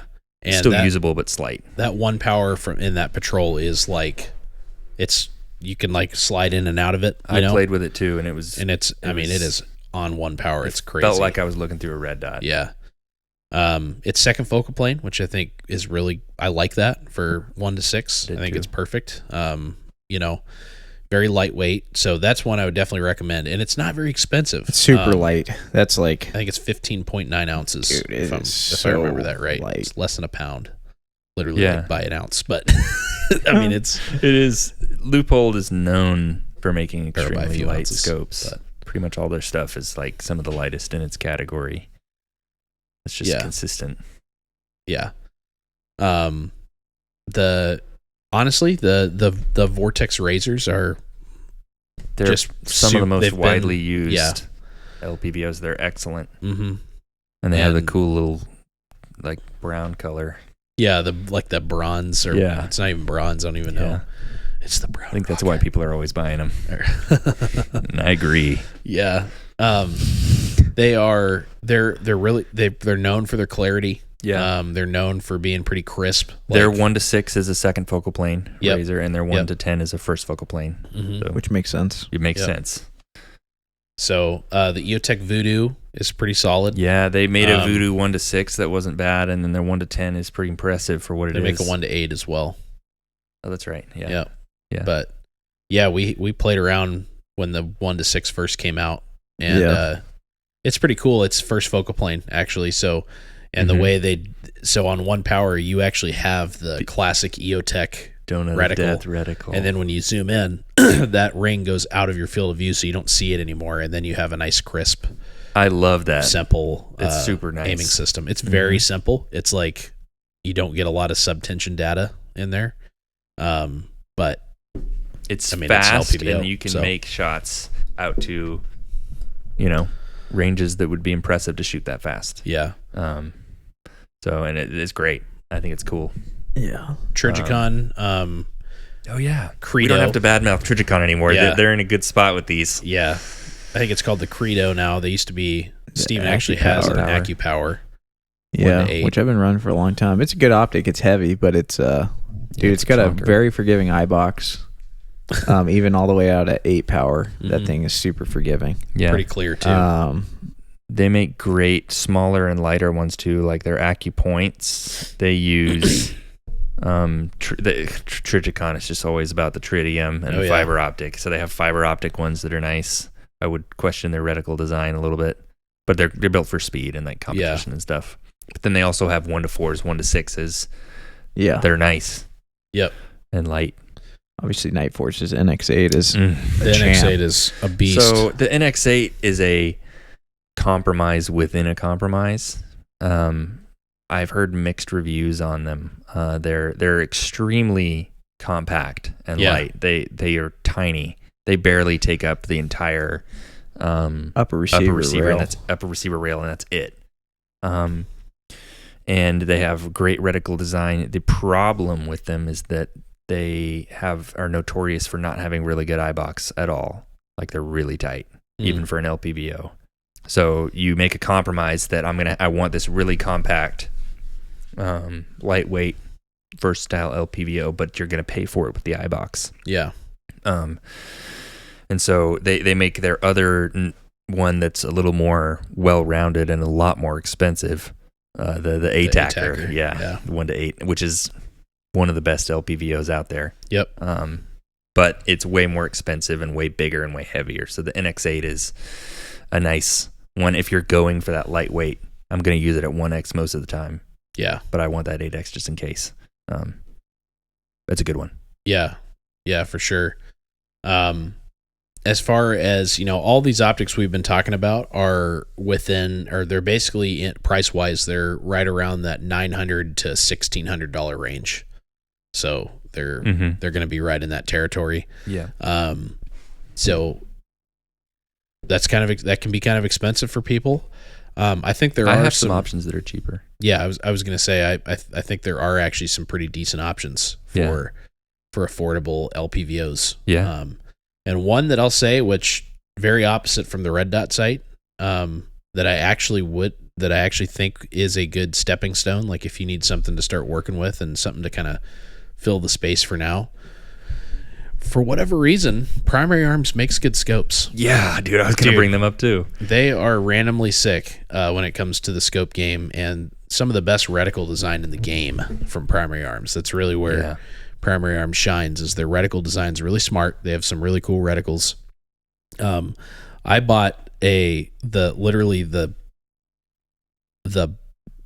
baseline 1-6 that they make. That's got the ACS, just like $200 standard or ACSS. something. Yeah, I think it's $290 retail. Yeah. So literally less than $300. And I have beat the crap out of that thing. And that thing, I've made 700 yard shots with that thing. And it's still trucking. Still just cruising around. Like you haven't had to mess with the zero much at all either. No, I've had no problems with it. I've smashed it around intentionally. Like I've dropped it like gun facing down. Yeah. Like dropped it on top of the optic, or optic facing down. Sorry. Yeah. So it's like taking the full weight of the rifle. I've gone like smashed around in the water with it in snow, winter time. Like it is a beastly optic, and it's not just anecdotal either. It's not just mine. We've done this with several. Yeah. And there's a lot of people that we shoot with that have them as well and have ran them in the past. Yeah. I don't know what they do with, I don't know why you turn their batteries on their red dot sight and the battery compartment just explodes and it's over. But for some reason their scope is like actually pretty good. Yeah. Now you notice it like when you look through it and then look through like the razor, you're like, oh, well, that makes more there sense. it is. So But what you end up not having to pay for is good glass quality, yep, clarity. It's not as good as other scopes. Light transmission, yep, not as good. You don't get fancy turrets. no, You don't get fancy illumination. Yeah, their illumination sucks. Yeah, their illumination's not very good. But what you do get is 1-6, and it doesn't break. yeah, Which is pretty impressive for the price point. and you get a good reticle, An like one excellent of the best reticle. reticles you Yeah. can get, which is kind of funny Yeah. for MOA BDC reticles. Mm-hmm. And they make some MRAD reticles now, and they actually make a full line of. They're a little bit more expensive, but they're still like sub $600 of first focal plane LPVOs. So, Primary Arms, it's bang for your buck. Their scope game and It's their there. prism scope game Yeah, is impressive. yeah, it really is. Yeah. I was going to bring up their Prism later too. And but they came out relatively recently with they have 3 tiers that they base all of their optics. They have the SLX silver. yep, They have the GLX, which is gold, and then they have the PLX, which is platinum, which is their fancy line. GLX is mid-range. SLX is China. So they source their glass from different places. The Chinese is SLX. Philippines is GLX, and Japanese Light Optical Works is which is PLX. among the best. Yeah, and there's a lot of companies that source it from Light Optical Works. Like the higher end scopes are usually from there, if they're not made in house, like Leupold. Yeah, And what else? Vietnamese, not Vietnamese.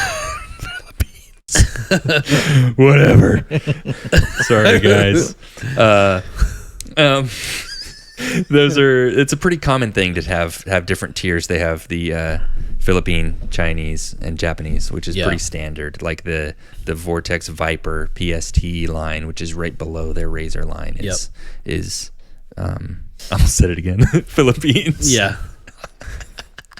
I gotta stop. Would you recommend the Viper line? I would, absolutely. Yeah. Now there's things, they're not the Razor. They're definitely not. They are good. Yeah. They have, as far as Philippine glass, it's the best I've ever looked through. They make it look like it's Light Optical Works. Yeah. Japanese, like it's Those impressive. Vipers are pretty crispy. Yeah. Yeah. I had a PLX, their original PLX 1-8 LPVO, which was impressive. It was really heavy, but it was impressive. That's a Light Optical Works Japanese glass. And then I bought a first gen, super old Viper PST. Yeah. And the glass was better. Whoa. It was insane. It's really nice. Whatever they do to it, it's real good. That's cool. I wouldn't necessarily recommend buying their first gens because they have some other issues with durability. Mm-hmm. But as far as I know, the Gen 2 Viper PSTs are pretty good. They do a 1-6 that's really nice. Yeah. And you don't have to pay Razor prices, which is awesome. you pay for it a little bit with weight. They're kind of heavy. Yep. And big. What do you think about the SIG optics? The Tango LPVOs? 6 or whatever? Is that what it is? Well, that one is their high-end one, yeah. right? Or higher end. Uh-huh. That's the only one I know about. I wouldn't really mess with. I've seen some weird stuff that they make. Yeah. I don't know. I'm not knowledgeable enough on those to speak one way or the other. Yeah. All I know is that the Tango 6 or whatever is like their military one that's US based. Yep. And it's pretty good, I think. Yeah. Yeah. I've shot with it one time. Yeah. That's all. So I don't have a lot to say about it. But you can look through it and it shows you a looks nice. picture. But yeah, I don't know. For me, if you're really wanting that LPVO, you're in that like sweet spot.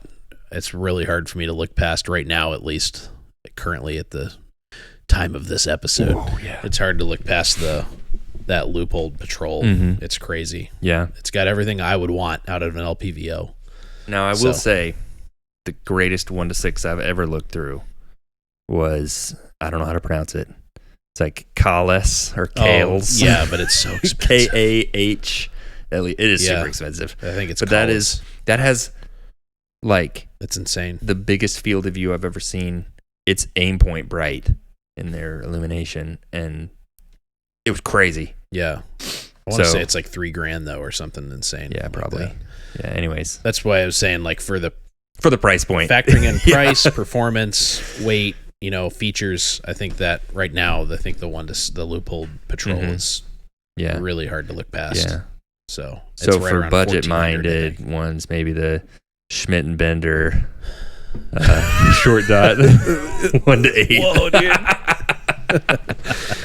Yeah, never mind. Don't look that Schmidt up, and Bender. Dude. It's like $4,000 or $5,000. German engineering. Yeah. Those are super cool, but yeah, never mind. We've been through those. Those are for different scopes. Yeah, so that pretty much wraps it up for LPVOs. There's probably more that we're not talking about, but those are like a nice place to start. Yeah. Oh, Miopta. I've never played with one, but I know a lot of people that have. They make some LPVOs that are pretty good. They're a Czech Republic based company, Okay. and they're pretty impressive for what they offer. Cool. For their price. Yeah. Yeah. It's a good thing to look into and ask other people their first-hand experience, but generally it's good. Yeah. And that might be some way to save a little bit of money and still get a quality optic. Yep. So should we move into the next Yes. Let us the next move right thing? along. Yeah, These are just my wrapping favorites. up LPVO. It is a compromise, but it might make sense. So Yeah.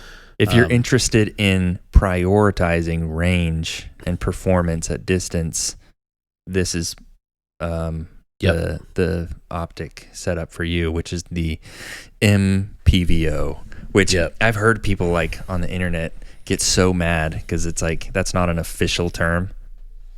Medium power variable optic. They're like, anyone that says MPVO is an idiot, and they're like, that's not real. And I'm like, why?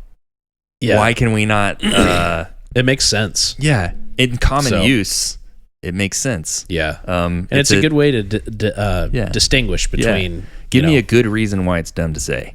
Yeah. Other than it's just dumb. Why don't you just? It's a good categorization Yeah. so it's technically still a low power optic. Yeah. So if you could still call them an LPVO, but the common use term of LPVO starts at 1x. Yeah. And then goes up from there. That's why MPVO is a word, or an acronym that I use, because optics that are still lowish power but don't start at 1x and prioritize that long range, that's an MPVO. Yeah. Sue me. I mean, yeah. So anyways, these are scopes that do not have a 1x, which means they're not restrained by the compromises you make to have a 1x on a magnified optic or a telescopic optic. So these are like your 2 to 10s, 2 to 12s. There's all kinds of weird variances. There's 4 to 12, 4 to 16. Yep. 2.5 to 20. 3.6 to 18. Yeah, 3.6 to 18. Y'all know what I'm talking about? So, yeah. The Mark V. Yeah. Loophole people know the Yeah. 3.6 to 18. They also know the 3 to 18. Oh yeah. Anyways, The Mark 6. yeah, dude, super cool. So these are scopes that prioritize that longer range and give up some of that close-in performance that a 1x would give you. Some things that you earn by losing that 1x are way better eye box. Yeah. It's not comparable at all. Like leaps and bounds better. Mhm. Yeah, you get more precise reticles generally. Yep. You get better turrets because you're going to be doing more dialing. Yep. Lots of times they'll have parallax adjustment Mm-hmm. to be able to perfectly. So parallax basically puts the reticle on the same plane metaphorically as the target, and depending on what distance your target is at, that plane will change. Yep. And what it means is if your head is not perfectly centered, you will still be pointing at the right direction, and it has to be changed per distance. Same concept as parallax in a red dot. Yep. But there's no way to change that because it's just a piece of glass, and you're not going to get that precise anyway. But just try it on set the parallax to the wrong setting if you have a scope, or if you have one that doesn't have parallax. Look way out and then start moving your eye around, and you'll notice the reticle is moving around on the target slightly as your eye moves, and that's your parallax, changing your point of aim slightly based on where your eye is looking. Yeah. An adjustable parallax will take that away if you have it set properly for the given distance. Yep. So you can move your eye around, and that reticle just stays right in the same spot. So that's something that gets more important at range. And so lots of times they'll offer that. And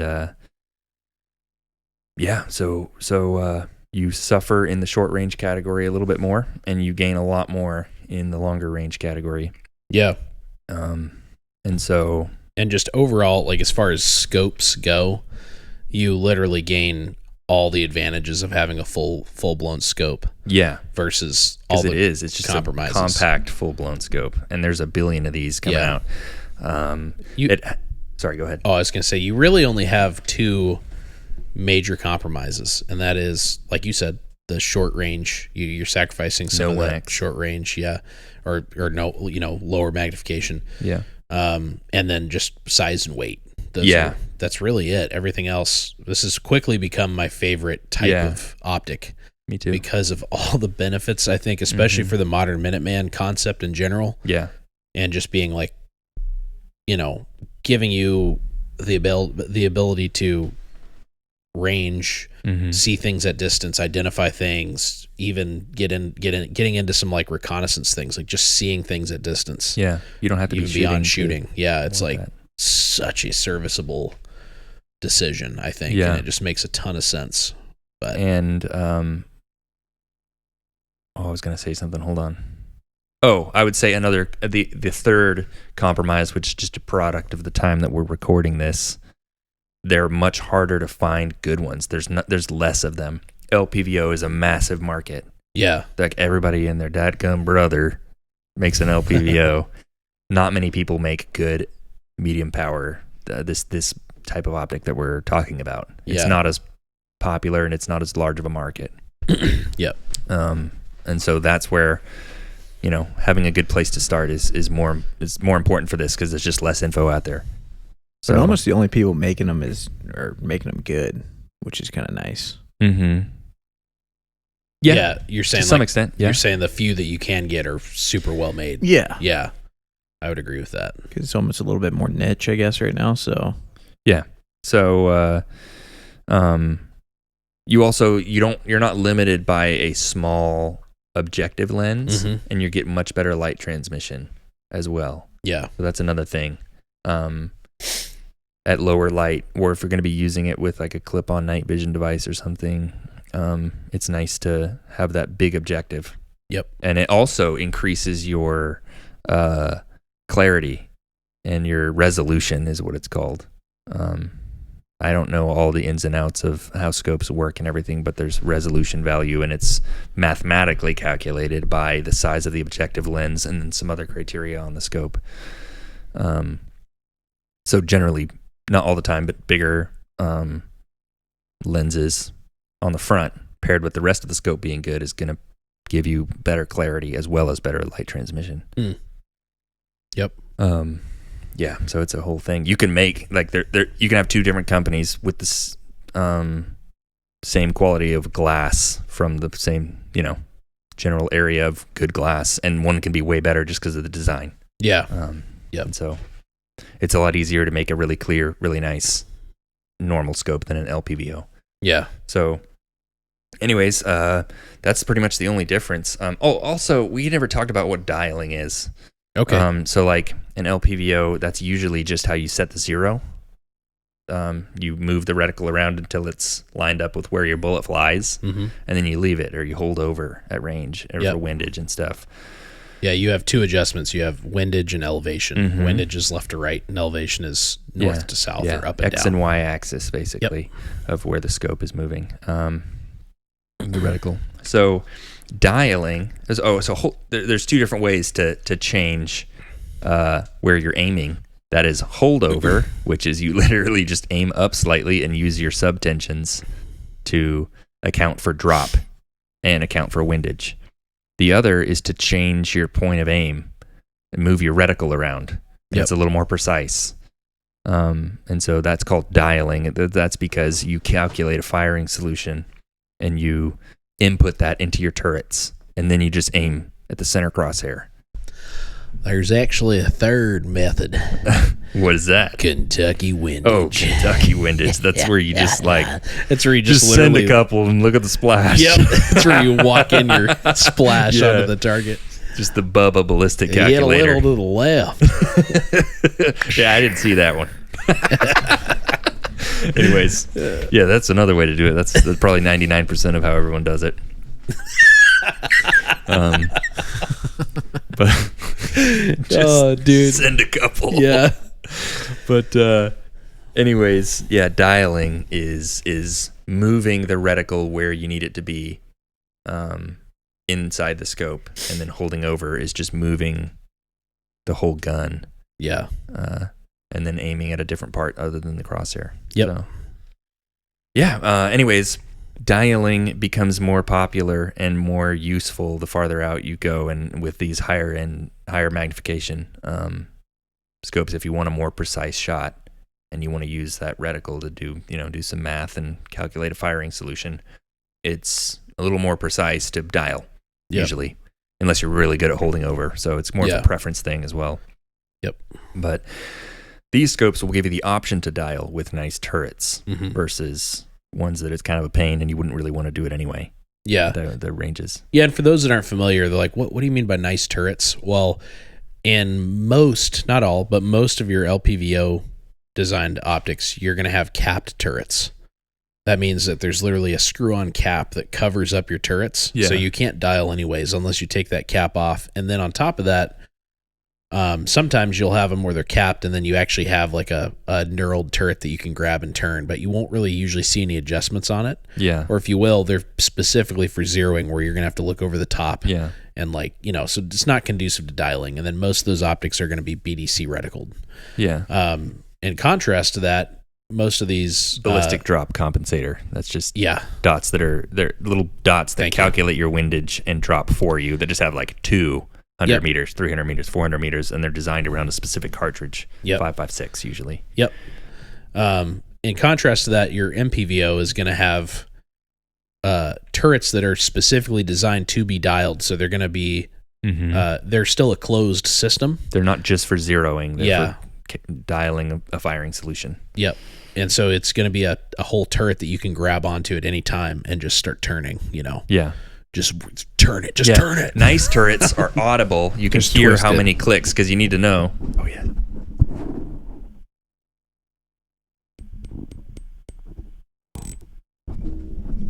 Dialing. So they're audible and tactile, so you can count and hear how many times you've clicked it, because that's how much you're moving the reticle, and it's really important that you move it the right amount. Yeah. And then also having on the elevation turret, having something like a zero stop, because you might be going through a couple of revolutions on this turret depending on how far you're shooting, and how small or big the turret is. You might spin that thing twice, and now you're like, how many times did I spin it again? How do I get back to my zero? Yeah. A zero stop eliminates that guesswork because you just spin it until it goes and stops because it stops at zero. That's why they call it a zero stop. Yep. Anyways, those features are not on every scope. No. And it's nice to have. So you don't have to remember where your zero is or get it wrong and then start shooting and you have no idea where your bullets are going. Because ideally, you should be returning to zero after every engagement.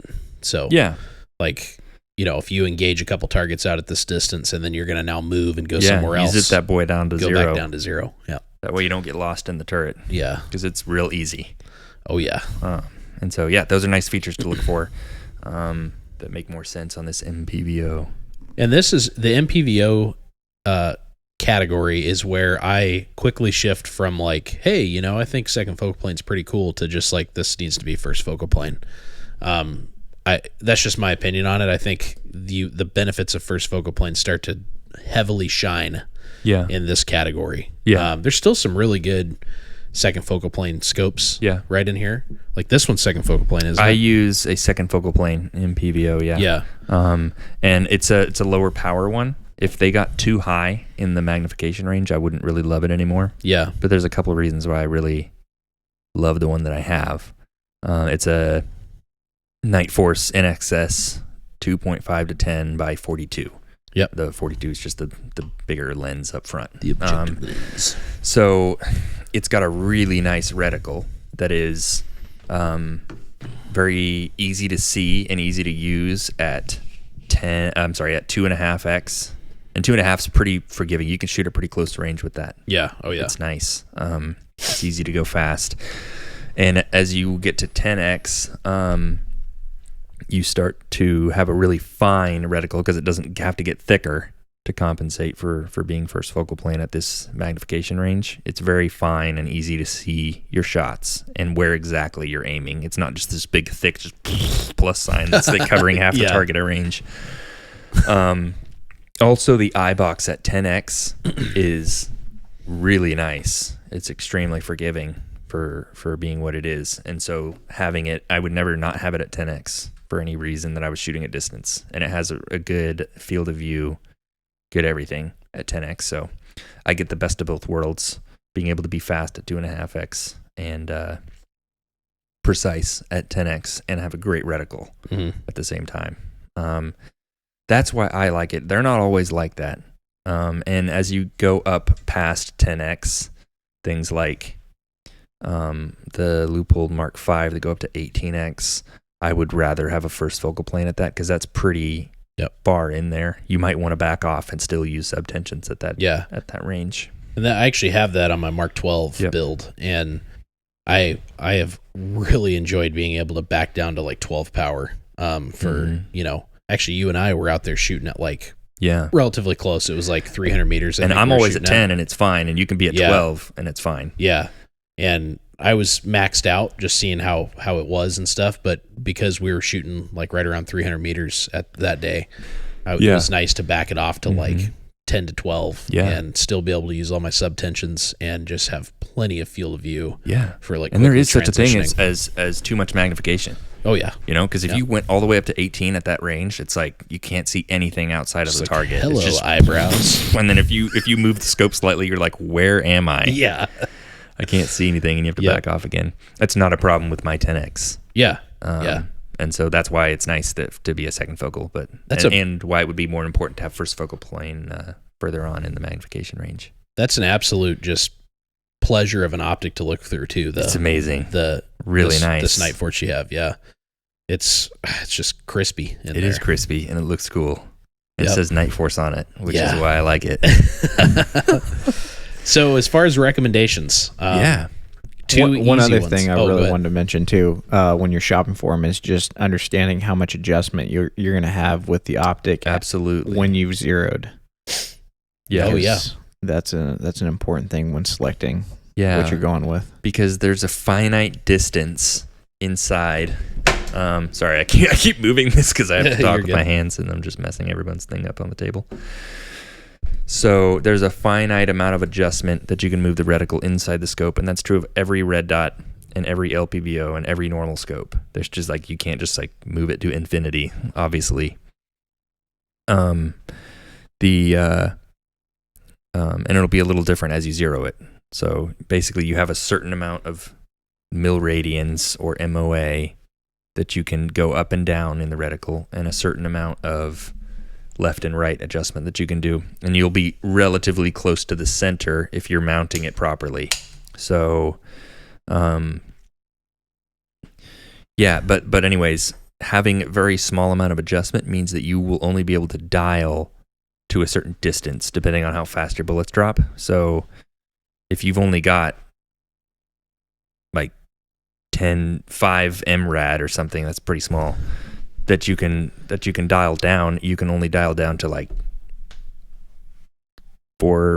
600 meters or something. Yeah.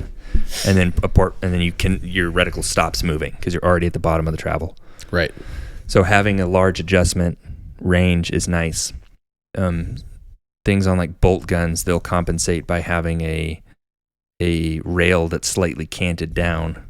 Yeah, which like means 20 MOA mounts and stuff yeah, like that. so now that your reticle doesn't start at the middle of the scope, it starts near the top, and so you have all of your travel, that kind of thing. So like 20 MOA is pretty standard, but most of the time for AR-15s, it's just a 0 MOA straight. Yep.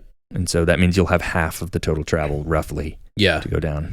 Yeah, I actually ran into that with that Mark V that I have on the Mark 12. Whoa, Mark. There's so many marks. Yeah. It's I was worried about that because I had basically I have 16 mils of travel. And I thought I would have a lot more than that. But then I started doing the math and I started looking at bullet drop and I was like, oh, that's plenty. Yeah. Like I could, and then I have all my holds that I can utilize as well. So it wasn't a big deal. And realistically, it's like I can make 1,000-yard shots the math says I can make 1,000-yard shots. It'd be very hard with a 5.56. You can dial to 1,000. Yeah, exactly. So realistically, it'll dial beyond the realistic capabilities of that rifle, anyways. So it's not really a big deal when you're talking about more, combat carbines or whatever. Yeah. So, but there are scopes that will not give you enough. Yeah, for sure. Yep. And so, do the math. In fact, Leupold makes one on their. They have their Mark III line. For whatever reason, they just don't have very much travel on the turrets. Yeah, it's like you'll have literally like 5 mils or less sometimes if you zero it. Yeah. Which you won't be able to get out to the effective range by dialing alone. You'll have to hold over it at some point. Yeah. That's not if you're a holdover guy, then it's not that big of a deal. But if you don't know which one you prefer doing, get one that you can do dialing. Don't sell yourself short or make it so that you can't dial. Right. And outside of that problem, that was a deal breaker. I was going to buy one of those Mark IIIs. Yeah. But I couldn't dial, and so I was like, I moved on to a different scope. I'm glad I did. Yeah. You get more. This is a higher power magnifier, anyways. So. Yeah, you get more range. Yeah. Yeah, definitely. Is the whole Mark line is named that way because it's signifying the 3 power. Yeah. For Mark so III. Mark III is a 3 power magnifier, 4 power, 5 power, so on. And that means your starting magnification, your final magnification is 5 times that of your starting magnification. Yeah. Yeah. So a LPVO, a 6 power would be a 1:6. Yep. And then a 4 power would be a 1:4. And then on a what is it? A 4 power, like this one's a 4 power, isn't it? No. Yeah. Yeah. It's not it's like in between a 4 and a 5. Yeah. Yeah. Something like that. Yeah. So anyways. Yeah, like your Mark V 2 to 10 is. Yeah. I'm just revealing how bad I am at math right now. 10. So, and then same with the. Yeah, it's a 4 power. Yeah. Magnifier. Exactly. Yeah. And then same with the 3.6 to 18. 3.6 times 5 is 18. Yeah. Yep. So yeah, I think don't check my math there. This is why this is why that 1 to 10 has some problems, looking back at the LPVO, because that's You're stretching. magnifying by 10. Yeah. Which you can, this is where something like the Leupold 2 to 10 or your optic, like that 2 to 10. I barely or lose 2.5 out to on 10. magnification, and I'm not stretching my optic that far. Yeah. And I have a super clear, crisp, and and not stretched image. And it's close to the same size as like a standard LPVO. This one's Especially the super 2 to 10. compact. Like the 2 to 10 is like literally looks like just an LPVO. Yeah, it's kind of wild, actually, Yeah. how well And it's it looks lighter on than 2 power. most. Yeah. Mm-hmm. Yeah, that Mark V 2 to 10 from Leupold, you look through on 2 power, and it's very similar to like what supposed 1 powers look like on some. It's on not like that much different. Yeah, it's kind of crazy actually. So, because like I said before, a lot of 1 power LPVOs are actually 1.5, 1.25. It's like, well, 2 power. The Leupold Mark V 2 to 10 is a true 2 power. And when you start and it's looking a at all 5-time these, magnifier, you see that what you're losing out by getting an MPVO versus an LPVO is far less than what you're gaining. Yeah. So like, yep. The amount of versatility that you get is I would say better. Yeah. On an MPVO.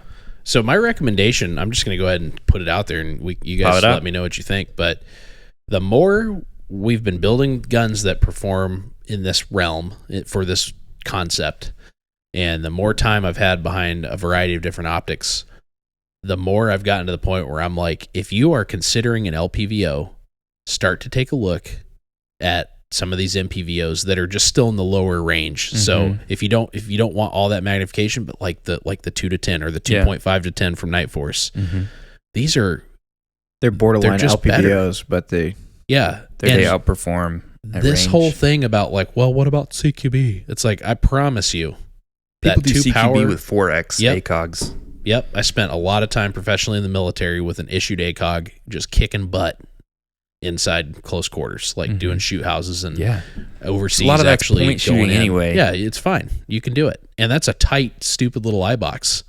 It's just for fun. Just as an example, just for fun. Recently, we had Ty 907 down. He was on the podcast, and we went and did a little shooting with him. He set up some fun little courses of fire, and I had like just built my Mark 12, so I was like, I'm screwed. I'm going to run this like super close range. Starts at competition 3.6 style shooting. Yeah. On 3.6 power. And it was awesome. It did good. I was like, wow, that's pretty awesome. It was just so forgiving. It's such a big eye box. And, as long as your head position's good, you're going to do good with it. So I think the more we get into this stuff, the more I'm really leaning towards this category of optic. Yeah. And if you need some of those 1 power variations, we'll get into optics packages shortly, but that's still, especially with modern mounting systems now, that's very achievable. Yeah. And if you already have an LPVO, run it. Oh, sure. Yeah, for sure. If that's what you're comfortable with, go for it. I'm not but if saying you're looking sell to it, buy but one and you're not sure, this is a really good way to think about going. And I think it's the reason I wanted to just really put that out there is because it's so easy to just see all these people running LPVOs. You don't see these automatically. as often. Yeah. You just automatically think like that's the standard. Yeah, that's like the combat scope now. Mm-hmm. It's like, especially for combat minded stuff, like you're getting way more benefit, way more capabilities out of an MPVO than you are out of an LPVO. Yeah. So again, I don't say that to be like, oh crap, I just spent $1,100 on a razor. Now I got to sell it. It's like, no, dude. No, you have one of the best LPVOs there is. You're going to be just fine. But if you start to notice problems, if you're trying to stretch the legs on your system and you're trying to engage more of those rifleman distances, which is, you as a solid rifleman, you should be able to shoot out to 500 meters effectively. Yeah. That's kind of the standard. And you'd be surprised how little 6X is. Yeah. At 500 meters. Oh yeah. Things are really small. Especially when you're getting distorted and different stuff like that. So, but then it's amazing how jumping up to something that's like a 2 to 10 or, 4 to 16 or whatever. Yeah. When you power it up and you're shooting at that same distance, it's like almost like cheating. Yeah. Like that's how I felt with the Mark V that I have. It's just like you dial it up to 18 on like a long distance target and you're just like, ding. You know, yeah, you're just when like, I was what in the playing with world? yours, I was super impressed. Like with Yeah. the 18X, it's like, man, this thing just keeps going. Just like I think it's gonna stop zooming, and it never does. And it's so clear, dude. It It's is so very clear. 'cause Yeah. it's a big fat boy tube. Big bouse. And now there's a couple Big bows. big bouse. So I forgot to mention this as far as travel is concerned. Some of that your travel is due to the design of the erectors, which is what moves your reticle around. And then also the size of the tube that the erectors are in. So a smaller tube, like the standard ones now are 30 millimeters and 34. The loophole is a 35, so it's an outlier. And then you can get 1-inch tubes, but you can't really get very many good AR scopes in 1-inch. That's an old hunting scope thing. Not always true, but most of the time. 30 millimeters is your gold standard. 34 gives you more space for more travel in your turrets. So that's actually the main reason why people normally do 34. But a byproduct is also you can have bigger glass in there and better light transmission and better eye box if you play your cards right with a 34 or 35 millimeter tube. Mine is a 30 millimeter, but it's a bit of an outlier because it has really good glass and travel being in that size for its class. Now, 30 millimeter tubes are great, and they're usually lighter. But you do gain some things with a 34. As a general rule, if you design it properly. I've looked through 34 millimeter tubes that are nowhere near as clear as my 30 millimeter is, and not as good light transmission, but it gives you more leeway. How about that? And it gives you more room for dialing. So generally, you'll have more travel on a bigger tube. I'm just going back to dialing now for some reason. I forgot to mention it. Yeah. Well, who we recommending for MPVOs? Whoa. Let's see here. Order. Yeah. No. Sorry. So primary arms actually, again, primary arm, we got a little tootsie. You probably didn't hear that. That's No, good. It's for the best. Moving on. Primary arms makes some pretty good scopes in this category. They really do. They, like, for randomly, they just Yeah. make so many. They're probably the biggest manufacturer of MPVOs that there is. They do. Yeah, they really they have a ton They of do SLX options in ones. this They do range. GLX ones. They do not do PLX. Yeah. You can't get a really fancy one from them. You can get decent ones for a Yet. really good price. I think Yet there's some coming out. they said no, but they could be lying. I've asked them several times. Oh, really? And other people have asked, and they're like, "No, we're not gonna do it." But maybe they're just hyping, Yeah, maybe. Hyping. or like And the they're- opposite of hyping. Their reticles are sick in those Dude, ranges they're too. so good. Yeah. So the GLX 2.5 to 10, they just released some really cool ones that I would be excited to get into. A couple of my friends are buying them and The gonna Aurora. test them out for me. No, well, I know that's like one of their new ones. I don't know which one it is. But that's an LPVO, I think, but they Oh. make a 34 millimeter tube instead of 30, Oh. and they're doing a 3 to 18 or a 3.5 to 18. Yeah, and then a bigger one. But the I'm really interested in seeing that 3 or 3.5 to 18. It's like, I think it's 3 to 18, cool. which is a 6 power, Yeah. and it's pretty crazy. And it's a decent weight, decent size. So that's pretty cool. Anyways, That's very cool. something to look into, and it's only $750. The Yeah. same price as their 2.5 to 10. Yeah. So That's crazy. you pay for it a little bit. The glass is not as good as it could be. And the illumination is going to be god awful. I promise. Yeah. But that's not really a big deal. It's only for low light, and it works at low light. It's Yeah. just not bright in the daytime. So I would challenge people who say you need a daylight bright scope on an MPVO. Yeah. I just don't think you do. No. Never used it. That would be compensating for a reticle you can't see very well, in which case you could just design a better one. Yeah. So yeah, that's a good company to look at. They have something for everyone's price range pretty much. Except all you just loaded boys out there. You can look elsewhere. Yeah. Another one, another budget option that I've heard really impressive things about from a lot of people is the Athlon, yep. Helios BTR Gen Yep. 2, and that is a 2-12, I think. First focal plane. The reticle design is top notch. It's primary arms level good. And they randomly have like some crispy They turrets. use crispy turrets. Good travel. Yeah, they return to zero really well. This thing is like $500, and it's crazy. It doesn't make any sense. Yeah. Or under 500. I don't remember. But Yeah, it's they're Chinese glass, but the design of the scope is such that it's still insanely clear. Nani? No, I'm just kidding. Doesn't make any sense. So I don't know what you're talking about. I'm just gonna keep chugging I'm along. pretty sure it's Japanese. It's like an anime noise. Oh. I don't know. I'm not gonna try that. I want to a little bit, but I'm not gonna do it. Anyways, yeah. It's impressively clear for the glass that they use, based on the design of the scope. Yeah. It's like probably for that price range, the best you can get, I would say. Stop. Yeah, they're actually really cool. All right, more.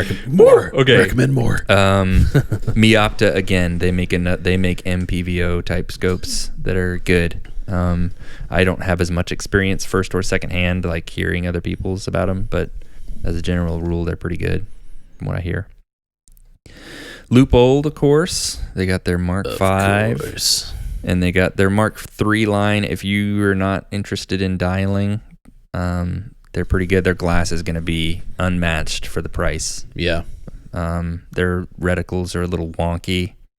pretty simple. They're not wonky. They're simplistic for They're the very- magnification, and they're all they're second very focal old plane. school. Yeah, Yeah, and yeah, so it's a good budget option if you value glass clarity over some other features. I think I will make this statement really quick.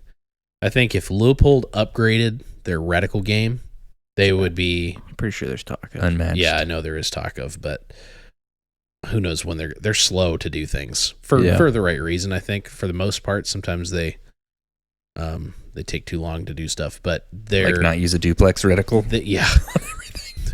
What do you mean? I love the duplex reticle. Kentucky windage. Yeah. That guy's back again. No windage. No, but if their reticles were a little more modern, I think they would just be undisputed. Like it would be for all the features you're getting and for the performance you're getting and the price really when you start comparing it to like some really high end stuff. Yeah. Because they're a lot cheaper than like crazy high end stuff. Mhm. If their reticles were a little better, they would be Reticles smacking are just people their around. Achilles heel. Everything Yeah. else is really solid. But they still have good reticles. I want to make that clear. Like they offer reticles that they don't make, like the Horus and stuff Yeah. like that. You can get those reticles in their scopes. yeah.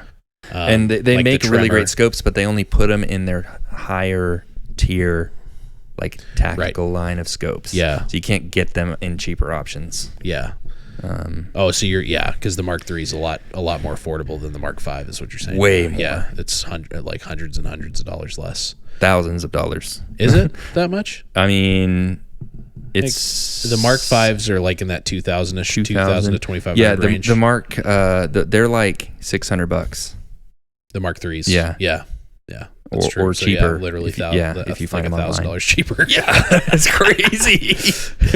That's crazy. And you get like the same glass. Almost 2,000. It's just you lose out on a lot of other features. It is So, $2,000 less Yeah. if you have it's a illuminated one. $300. Yeah. Holy cow! But they do some weird stuff. Like you have to pick between reticle illumination, and it's only a dot, not the whole reticle. You have to pick between weird dot illumination and having parallax adjustment. You can't have both. Yeah. And you can only have like not very much travel on the turrets at all. However, the turrets look nice. They're just like you can't use them. yeah, it looked good. Yeah, they're cute. But yeah, they're like 16 ounces for a 4-12.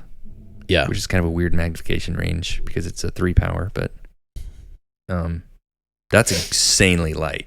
Yeah. That's lighter than almost every LPVO, Mhm. and it's bigger. So, anyways, I'm like not recommending Leupold while I recommend them. It doesn't make any sense. Yeah. It's a weird compromise for a scope, but I think it's kind of cool. Yeah. If you're interested in it. The Mark V, obviously, it's probably the most prolific high-end MPVO out there. Everyone uses the Mark V on ARs. I think, yeah, and beyond. I mean, it's such a good optic.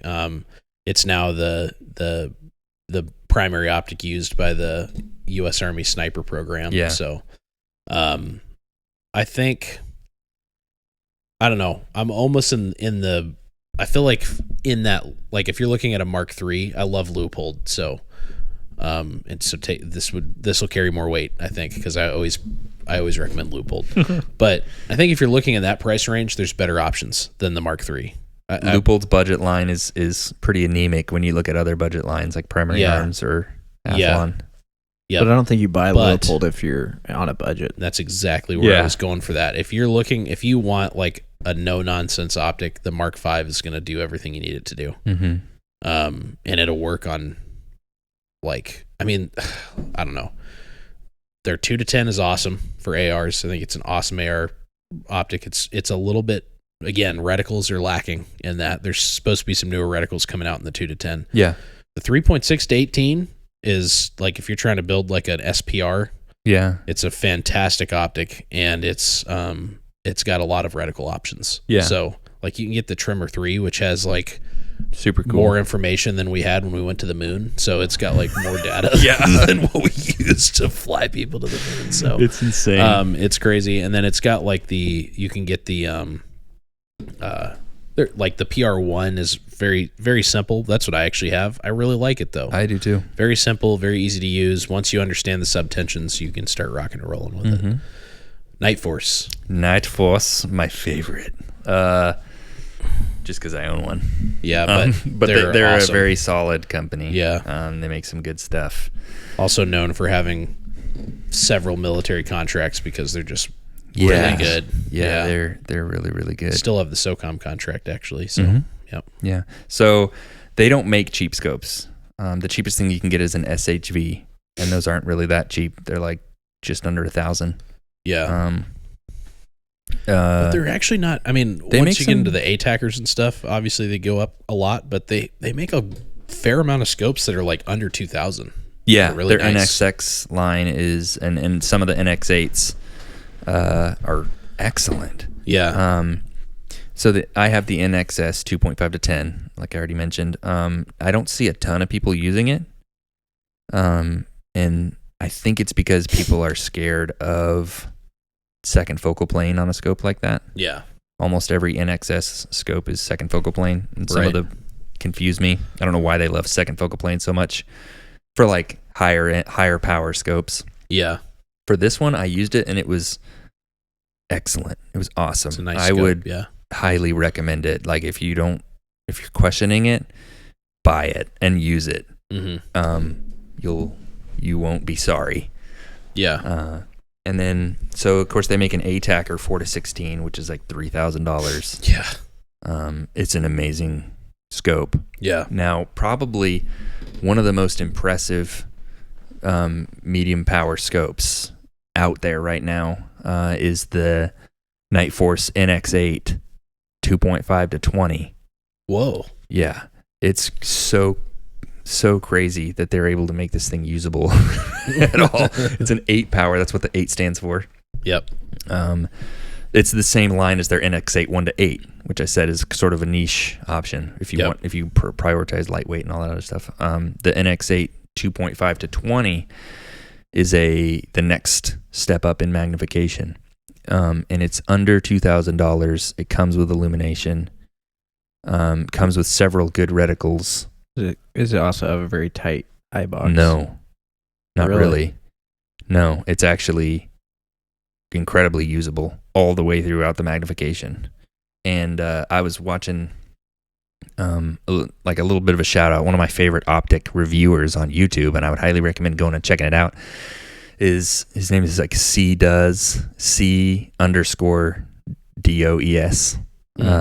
He does a ton of optics reviews and he just recently reviewed this one, and I was blown away at its performance.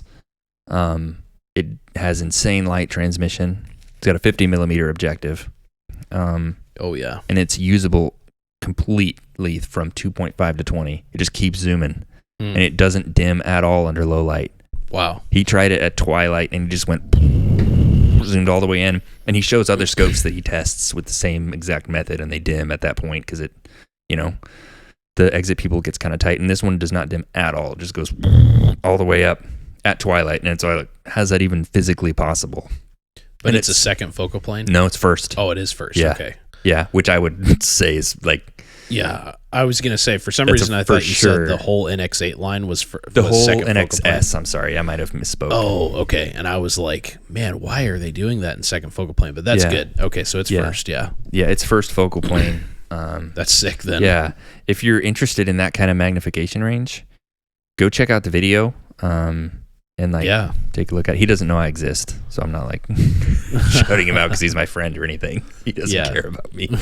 But you get nothing. Yeah, and a lot of people are using it and speak very highly of it. So, I know G Thumb uses it on his little SPR. I mean, Night Force has been widely known as being just absolute beast mode, super high quality, very very high performance.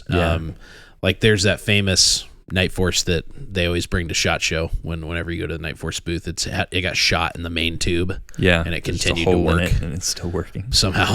So crazy. Yeah, it's pretty cool.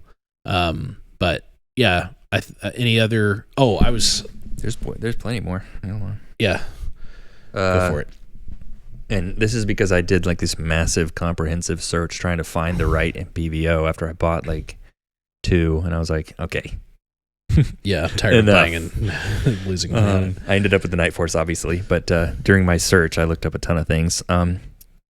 Probably one of the better ones for the money, if you're in the $1,000-ish range, slightly above, is the Trigicon Credo 2 to 10. Mm-hmm. A lot of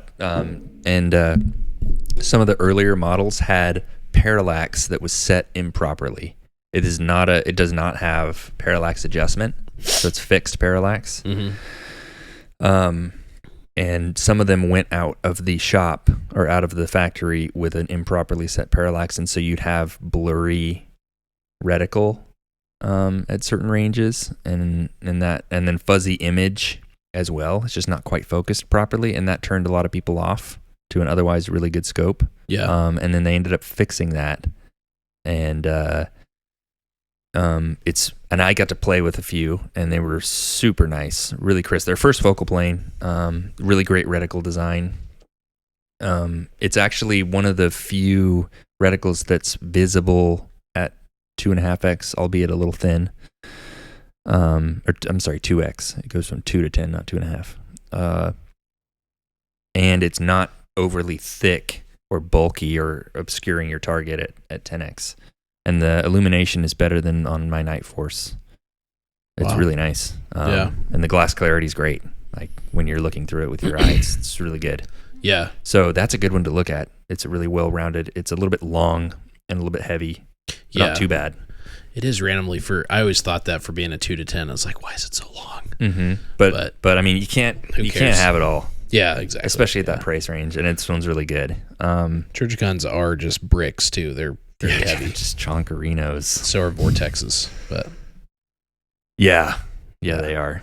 Vortex just be making like 40-ounce medium power optics. I'm not even going to recommend it. Go look it up. I don't care. So I was going to say, since we're kind of tiptoeing around that, I think Vortex makes some good stuff, but in this category, which is weird because they've like been making scopes in this area for a while. Mm-hmm. I'm not impressed with Vortex. I think this is where in the MPVO or like more traditional scope realm, they're very heavy. Yeah.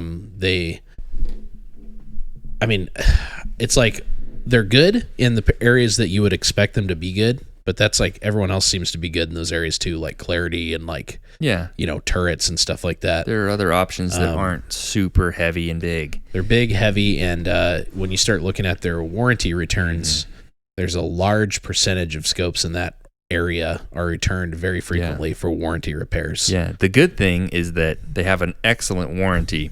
They do. But The so bad does thing is everybody that else. everyone uses it. Yeah. Because their scopes break. Yeah. And like it just, everyone has a good warranty. Like there's no one out there that's reputable that doesn't have a good warranty. Yeah. Trigicon has a fantastic warranty. Leupold has an absolutely fantastic warranty. Nightforce, like I said, Nightforce, somebody had their scope like literally shot, and that's no defect of the scope at all. But they I believe they bought that scope back and then like gave the person a brand new one or something. And I know it was a military thing. It's like a huge PR move. Just show off the scope that still works with a bullet hole in it. But that's the main thing I hear for Vortex. It's like, yeah, but their warranty is, you could spike your scope into the ground and break it and send it back, and they'll send you a new one. And it's like, one, why would you do that? And two, yeah, if your scope breaks from any of these other companies, they're going to do the same thing. They're going to send you a new one, or they're going to fix it or whatever. So I don't think that's a good reason, and I think it's a weird. Yeah, I'd rather have a scope that doesn't break. Yeah. Than a scope with an excellent warranty. Even Primary Arms has a lifetime warranty. Yeah, and their scopes don't break. Yeah, but they're also super cheap, so you would expect them to, but they just don't really for whatever reason. So some other options. Let's see. EOTech used to make a 2-10. Yeah. They discontinued it, and now they make something else. I don't really know that much about it. It's like a 3 to something, I think. And it's really big and heavy. I'm not very impressed with it. I got to look through it a little bit at SHOT Show. I've never shot with it or anything. And it's cool how like compact it is. Like it's very short, but it's like a big... Oh. Yeah. No, it's like a super compact, like 5-20. Yeah. But it's... Or something like 5-25 or something like that. It was pretty... It's very heavy. And it's just... I don't know. I feel like, and for the amount it costs, I just feel like there's better options out there. Yeah, yeah. So yeah, just look elsewhere. You can find better ones like what we're talking about. Also, Burris randomly makes the XTR2 and XTR3 scopes. They have a random magnification range, but from what I hear, they're really good. I've not played with them myself, but I know several people that have them. I know a guy on Instagram, what is it? Pew Therapy, I think is his. He's a physical therapist or something. And he also shoots guns, obviously. I think he got a Burris XTR3 and he's pretty happy with it. It's got a really good field of view and really good glass guard. It's just one that you don't see very often. You have to look for it and know that it exists before you go find it. I think a lot of people have that kind of a negative connotation around Burris. Equals like FUD scope. Yeah. But they actually make some pretty cool stuff. Yeah. So. And then Bushnell, Elite Tactical line are pretty good from what I hear as well. Also ones you don't see very often. Yeah. And they're harder to find. I don't know if they even make them anymore, but that's something to look at. If you're unhappy with the other options. And then Geisley. No. They don't even make one. I think they make LPVOs and they're garbage. I was meaning to make fun of them, but I forgot. The one that you just looked at me and smiled, you knew I was going to be like, what? Anyways, so if a company is their bread and butter is something other than scopes, and then they just start making scopes, it's usually going to be terrible. It's going to be questionable. Because scopes are such a exact science, or such a field that you have to be experienced and know what you're doing big time to get into. You just like if you just like make rails and other stuff and they just pop an LPVO out for no reason. Yeah. Just because it's tanadized. Yeah. No. Whoa, it's bad. It's DVC. Everyone hates it. Or whatever it's called. Yeah. So don't buy it just because it says Geisley on it. Yeah. I guarantee you it's not made by them. It's probably contracted from someone else. Yeah, probably. But then it looks like they made it because it's really bad. Well, anything else on MPVOs? Not really. Oh, there's companies that people look to US Optics. Yeah. Because they're like they make some really fancy, expensive scopes, but they also make a super cheap line of scopes. And people think that they're the same thing, and they're not. I don't know anything about US Optics high-end line. I'm not going to speak to them. Yeah. But their cheap line is ironically not made in the US, obviously, and they're notorious for being pretty bad. So I would look elsewhere. If you find one that's not like $3,000, it's probably the cheap one. So, that's about it. Those are the big ones that I'm thinking of that I found in my own research anyway. Cool. Well, you obviously have what I'm going to cringily refer to as HPVOs, which we're not going to really talk about. High power. So obviously like your 7 to 35, like ones that These are like precision. we're not going to talk too much about those today because again, we're talking about kind of fighting carbines, but I just want to make a little quick note that those are out there. If for some reason you feel like you need to see super, super duper far on a 5.56 platform, you're making a compromise that I don't agree with. Yeah. But do your thing. But what we are going to talk about now is prism optics or fixed power optics. Yeah. So you want to get into that? Yeah. So the fundamental difference between a prism optic and a telescopic optic, which is what we've been talking about up until this point, is that it uses a different set of lenses inside, and they're not adjustable. You can't change the magnification like you can on a telescopic lens.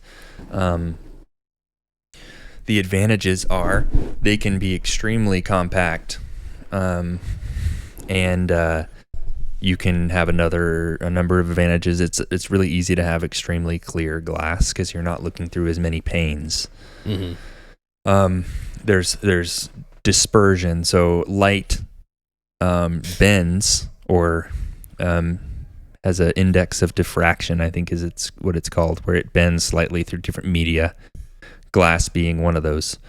And lower quality glass will disperse it more, and it disperses it unevenly. Different light frequencies disperse at they have a different angle of dispersion, and that's how you get chromatic aberration on scopes, because you look through so many different panes of glass that it keeps bending it and bending it and bending it, and then you have this weird color splitting effect where you have like red and green or red and blue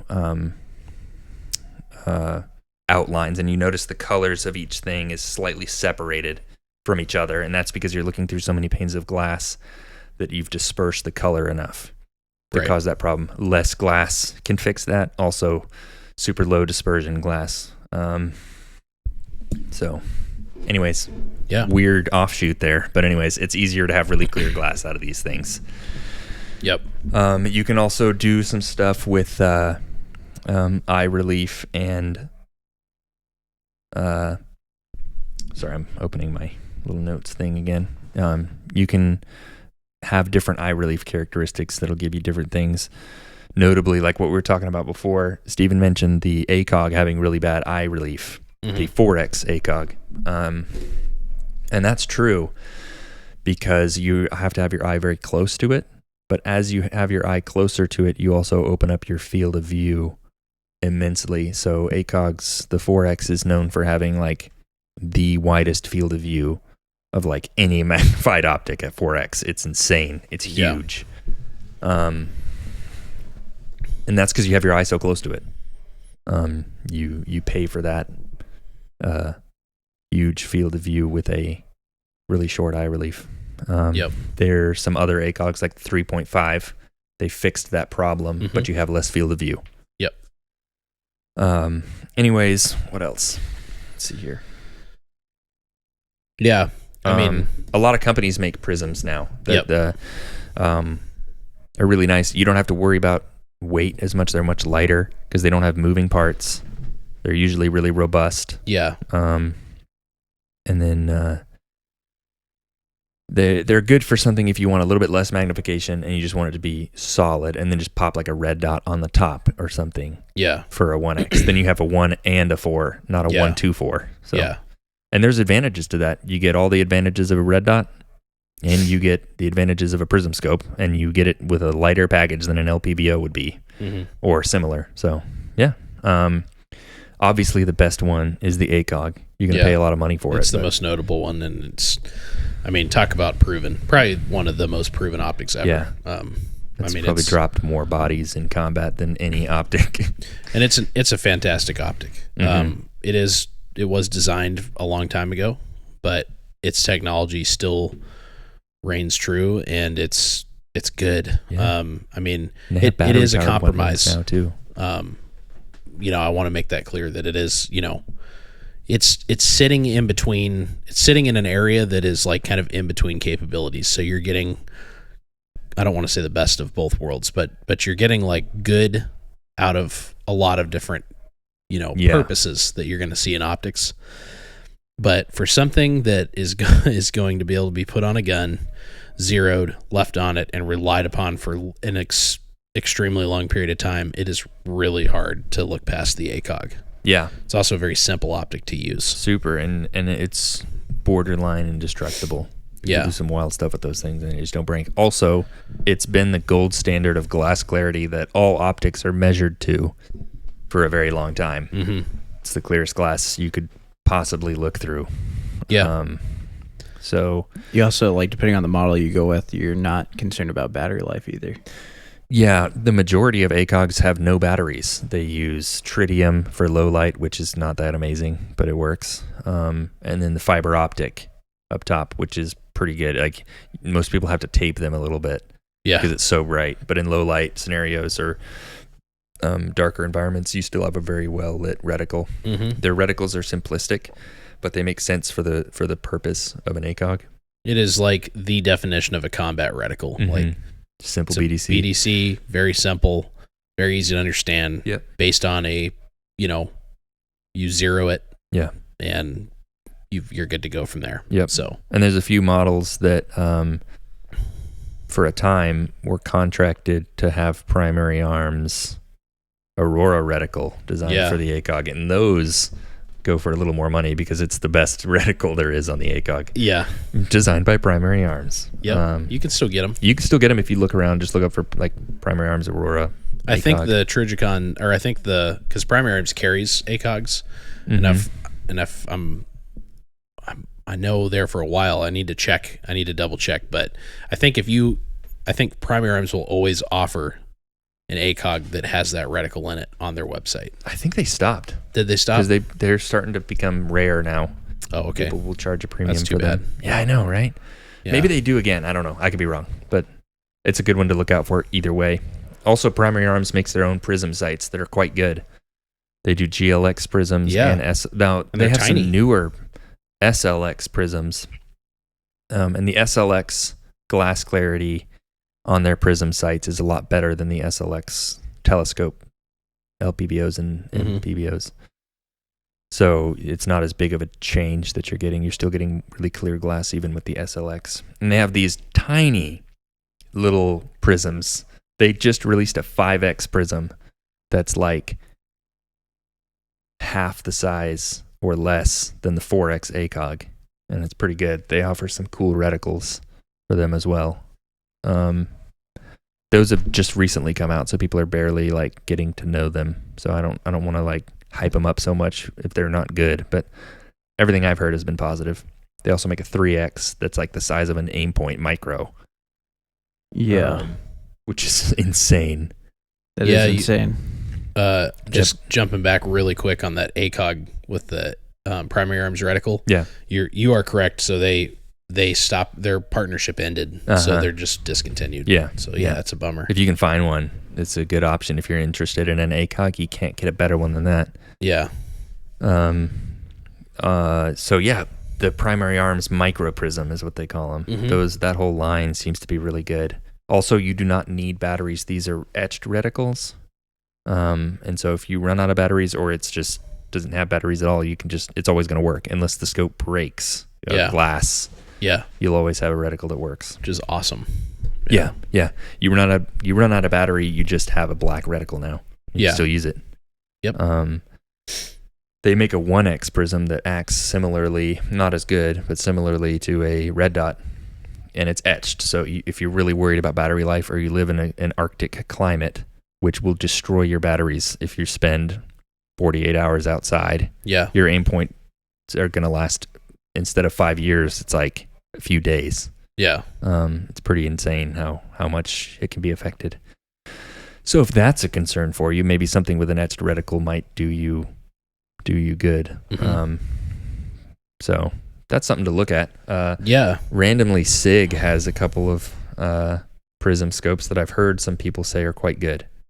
I've seen people review them a little bit. I don't know that much about them, but people speak highly of them. Do your own research on those. I can't tell you whether they're good or not. All I know is ACOG is awesome. Yeah. ACOG makes a couple of battery-powered options for people who are interested. Mm-hmm. Because there are some complaints that the tritium fiber optic system is not the best, and it is definitely antiquated. Yeah. They're like, I don't want to spend $1,000 on a prism optic and then have to put electrical tape on it to get it to work. Come on, it's a vibe. It is a vibe. I would say do it. That's great. Super cool. That's the go-to. Also, the thing with ACOG that's pretty cool is that you have the capability to piggyback like a 1-power optic. Yeah, and this is another thing, is people were complaining that because the ACOG has to be mounted so far back due to the eye relief, and the red dots that you have to put on them are also at the very back of the scope instead of the front, that it's hard to use it with night vision, because the night vision tube will just be in front of it or bump into it. And one of the fixes is having the dot on the front of the scope, and that only works on the battery-powered model. Yeah. Because the fiber optic is up front. Yeah. Normally, and this one doesn't have a fiber optic, so you can actually mount your red dot up front. And I had one for a while, and it was super sick. Yeah, they're very cool. Yeah, super awesome. So you can have a 1x that's the best 1x you can have because it's a reflex sight, and then a 4x or 3.5x is the best prism sight that you can have, and it's a great combat optic suite. Yeah, it'd be really cool if they designed a newer version that was fiber optic and tritium that had a shorter length of fiber optic. Yeah. And then they just had the mount on the very front of the objective lens for your 1-power. Yeah. Since your fiber optics are almost always too bright. Yeah. And you got to tape them anyways. It'd be kind of interesting. Yeah. I wonder. But they're never going to do that. No, they won't. That'd be cool if they did, though. I did use the battery powered one, and I was super impressed. You can get, it's like 2.5 years of battery life out of it. It has no tint. It's and that's another thing I forgot to mention on these telescopic optics that we talked about, LPVO and MPVO. Your battery life is in the hundreds of hours.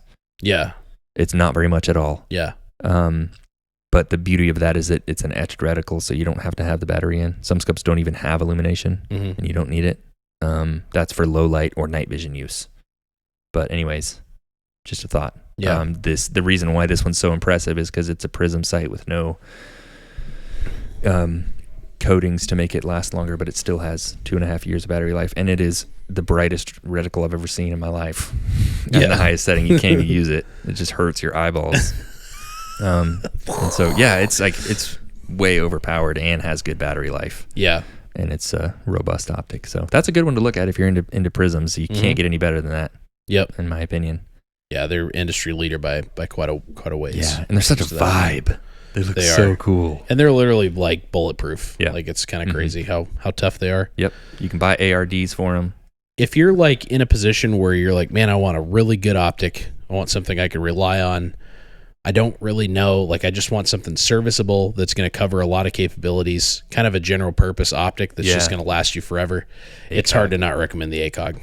Yeah. It has some limitations. And then maybe, because of how much you're spending, there's maybe some 1 to 6s that I would look at that I think give you a little bit more capability. Yeah. But when you start looking at like weight and toughness and durability, it's hard to it's hard to not recommend an ACOG as a one all be all. There's a reason why they gave them to just grunts, because you don't need to have like a whole bunch of. You don't need to know how it works. Ballistics knowledge. And it says 2, 3, 4, 5, and 6. Yeah. For hundreds of meters, and that's it. You just point that little thing, just go and it works. Yep. And So, then as far as like even the knowledge behind your optic, I feel like a 1 to 6 can be a little bit more, or should be a little bit more complicating. It is more complicated optic. Should be, yeah. yeah. I think some people don't do the research and they just still treat them like almost like the same way that Yeah. ACOG is. Yeah. But I agree. You can just you can't even change the magnification on an ACOG. It's always 4x. The reticle's always perfect. You never dial because you just set it to 0 and then you're done. And you have a huge field of view, so you just pop in and you're good to go. There's nothing you can change or need to change. So super nice for simplicity, and they're never going to break. And on the tritium fiber optic model, you never need batteries. Yeah. So there's literally nothing you could worry about on it. Mm-hmm. It's crazy. So if you want something that you never have to touch again, an ACOG's one of those. Yeah, for sure. Yeah, so I think some other things I want to get into before we move out of the whole optic stuff in general is going to be reticles. We've talked a little bit about reticles along the way. Now, obviously, we've mentioned BDC and stuff like that. Honestly, we're not going to spend a lot of time on this. It's just, I would say, when you're looking at your overall capabilities, this is going to be more important when you're looking at like MVPOs, I think, just because of the capabilities they're offering and what it's going to enable your rifle performance to do. That's where your reticle decision is going to matter a lot more. Get something that makes sense. Get something that you can understand. I wouldn't recommend spending a ton of money on something and getting a reticle that you just simply don't understand. You can get one but just make sure you educate yourself on it. Or just get something that you can really wrap your head around, and something that's not going to be, I would be careful about it being overly simple, but then also overly complicated. Yeah. yeah, because you don't want to sell yourself short. You can learn. Grow into a scope. Yeah, you can grow There's into a also scope. superfluous information for 5.56. Exactly. Yeah. So, yeah. Now, if we were talking precision rifle stuff, it's a completely different monster, and it's nice to have a lot of data. But for something that's more combat focused and, precision only speed goes is so a far, factor. Yeah, I think it's important to look at. There's a ton of information out there, and that's why we're not going to spend a whole lot of time on it, just because there's a lot of good information, out there on reticle subtensions and what reticles were designed to do what, and so on and so forth. Now, I want to talk quickly about minutes versus minutes of angle, or MOA, which stands for minutes of angle, versus MRAD, or milliradian. Which one do you go with? My simplistic answer to this is it doesn't really matter as long as your reticle and your turrets coincide. Yeah. There are scopes out there that have it's common to find something that's got mill reticles with MOA adjustments. Yeah. What's the difference between the two? It's just a different measurement based on a 360-degree circle. Yeah. So units, they're measurements of angle. Yep. So or angle, not circle, but yeah. Exactly. Well, no, that's true. Like milliradian, there's an angle out of that 360 degrees. Yeah, it's an angle out of the 360 degree. Yeah. And that might, it's kind of hard to explain on a podcast, but there's really good videos out there. Just look up like MOA versus MRAD and it'll come up. But basically, if you envision what's happening, your bullet's going out, leaving the barrel, and then there's an angle that you're creating with your scope to intercept that bullet at some point, and then that's basically your zero. Yeah. So that's an angle, because your scope sits higher than where your bore is. Yeah. You have to and the angle gets wider angle the farther away you go. So 1 milliradian is about 3.5 inches or something, 3.4 inches or something. Yeah. At 100 meters. Yeah, 100 meters. Yeah. And then at 200 meters, it would be double that. Yeah. So the Roughly, easiest one is minute of angle. So at 100 yards. And minutes are yards, yes. That's the other thing. Yeah, too. minutes or yards. And mils or meters. So, I mean, you can measure them either way, but that's Yep. generally how people do it. Yep. Minute of angle is 1 inch at 100 yards, 2 inches at 200 yards because the angle is now spread farther, double. 3 inches at 300, 4 inches at 400. It just goes on. So, yep. Also, to tack onto that, when selecting, if you're part of a group or a team, it's easier if everyone's running in the same measuring or Yep. method of measuring.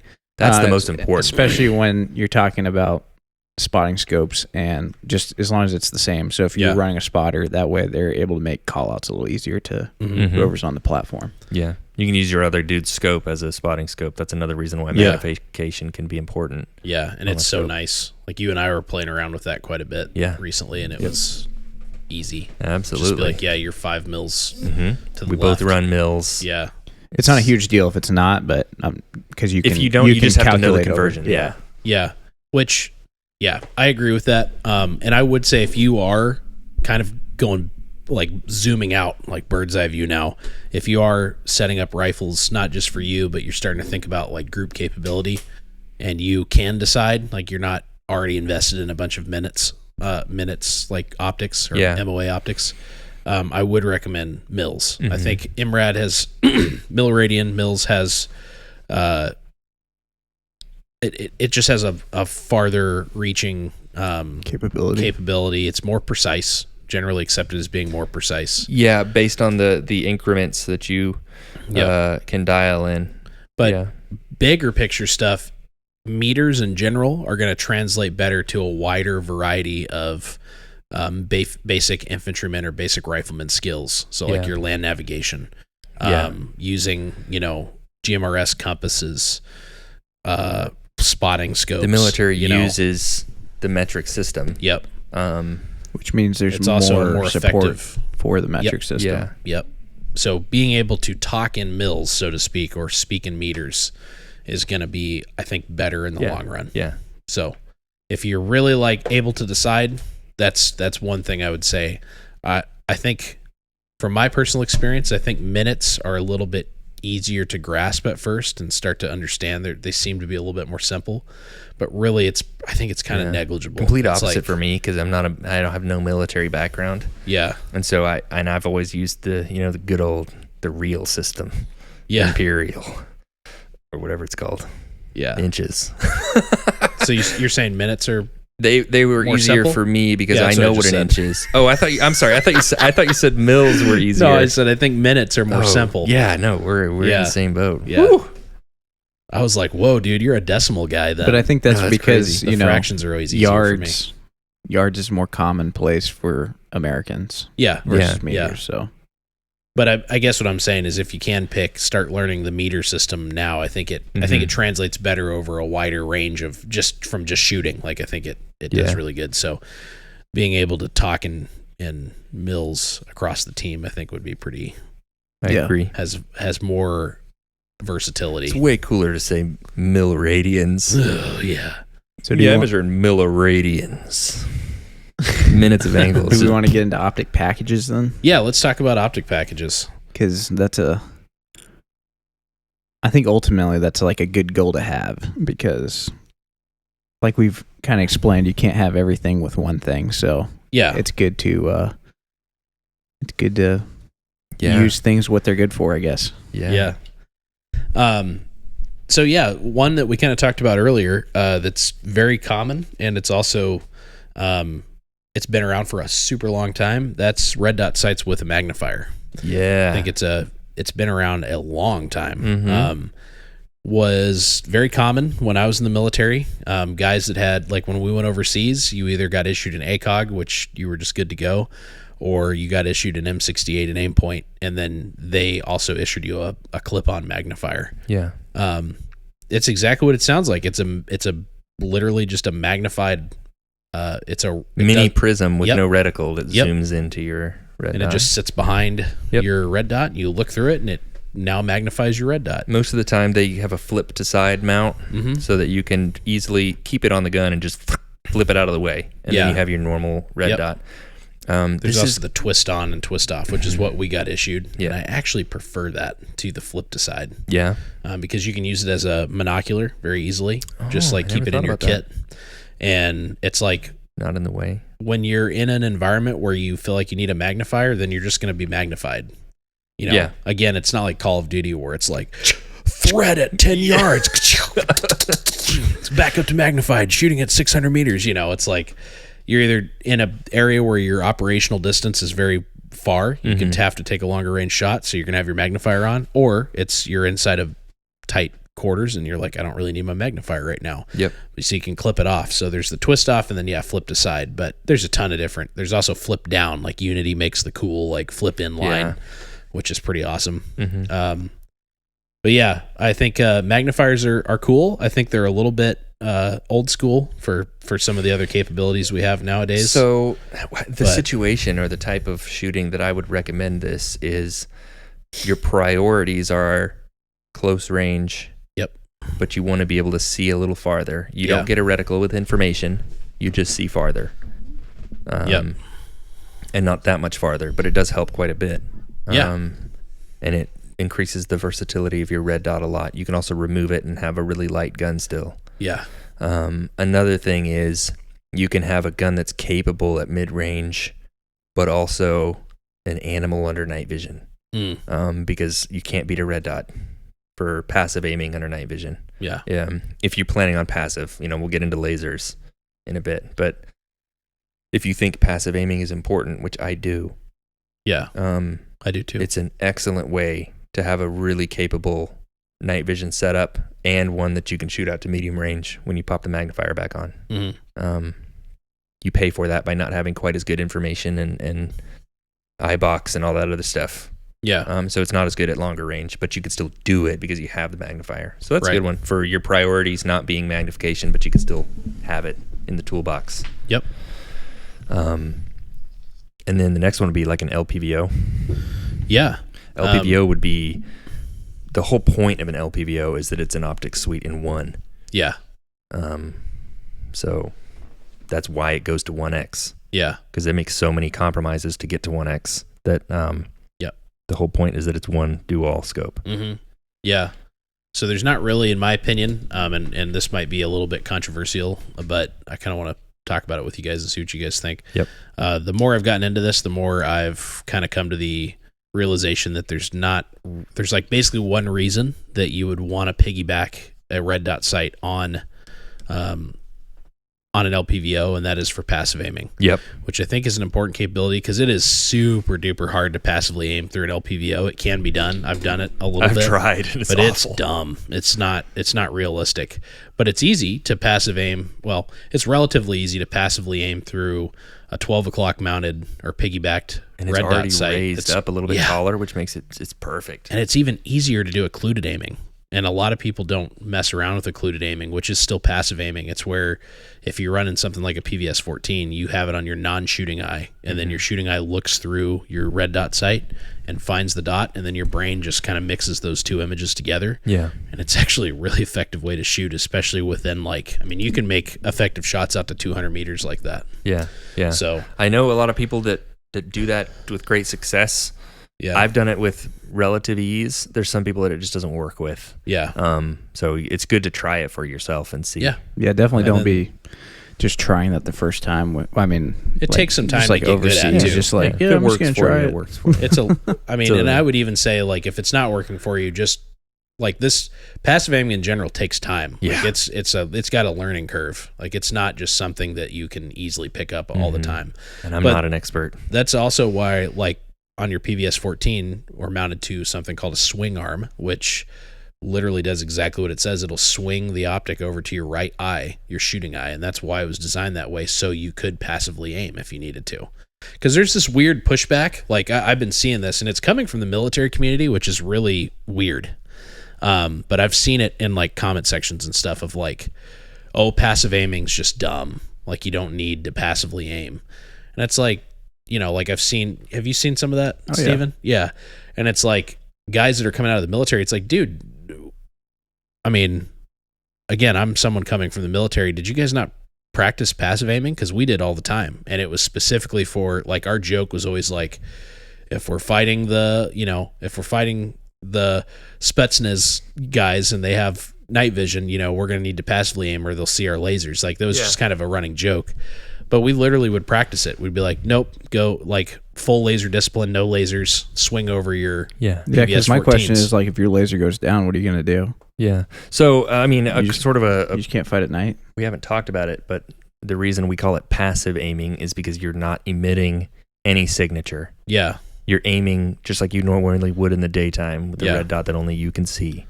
Yeah. Active aiming is shooting a laser out into the world and using that to aim, which is invisible to everyone except for those who have night vision. Yeah. So if you're fighting a near peer or somebody that might have night vision capability, it becomes a bigger deal. Yeah. Because now you're just like shooting a lightsaber into you're just giving away your position. Yeah. Essentially. So that's why passive aiming is a thing. And for people who aren't in a large military force, it becomes more of an important thing. Yeah, and I think, honestly, in my personal opinion, and this is just my opinion, I think it's more important for just as far as having a backup plan to your laser.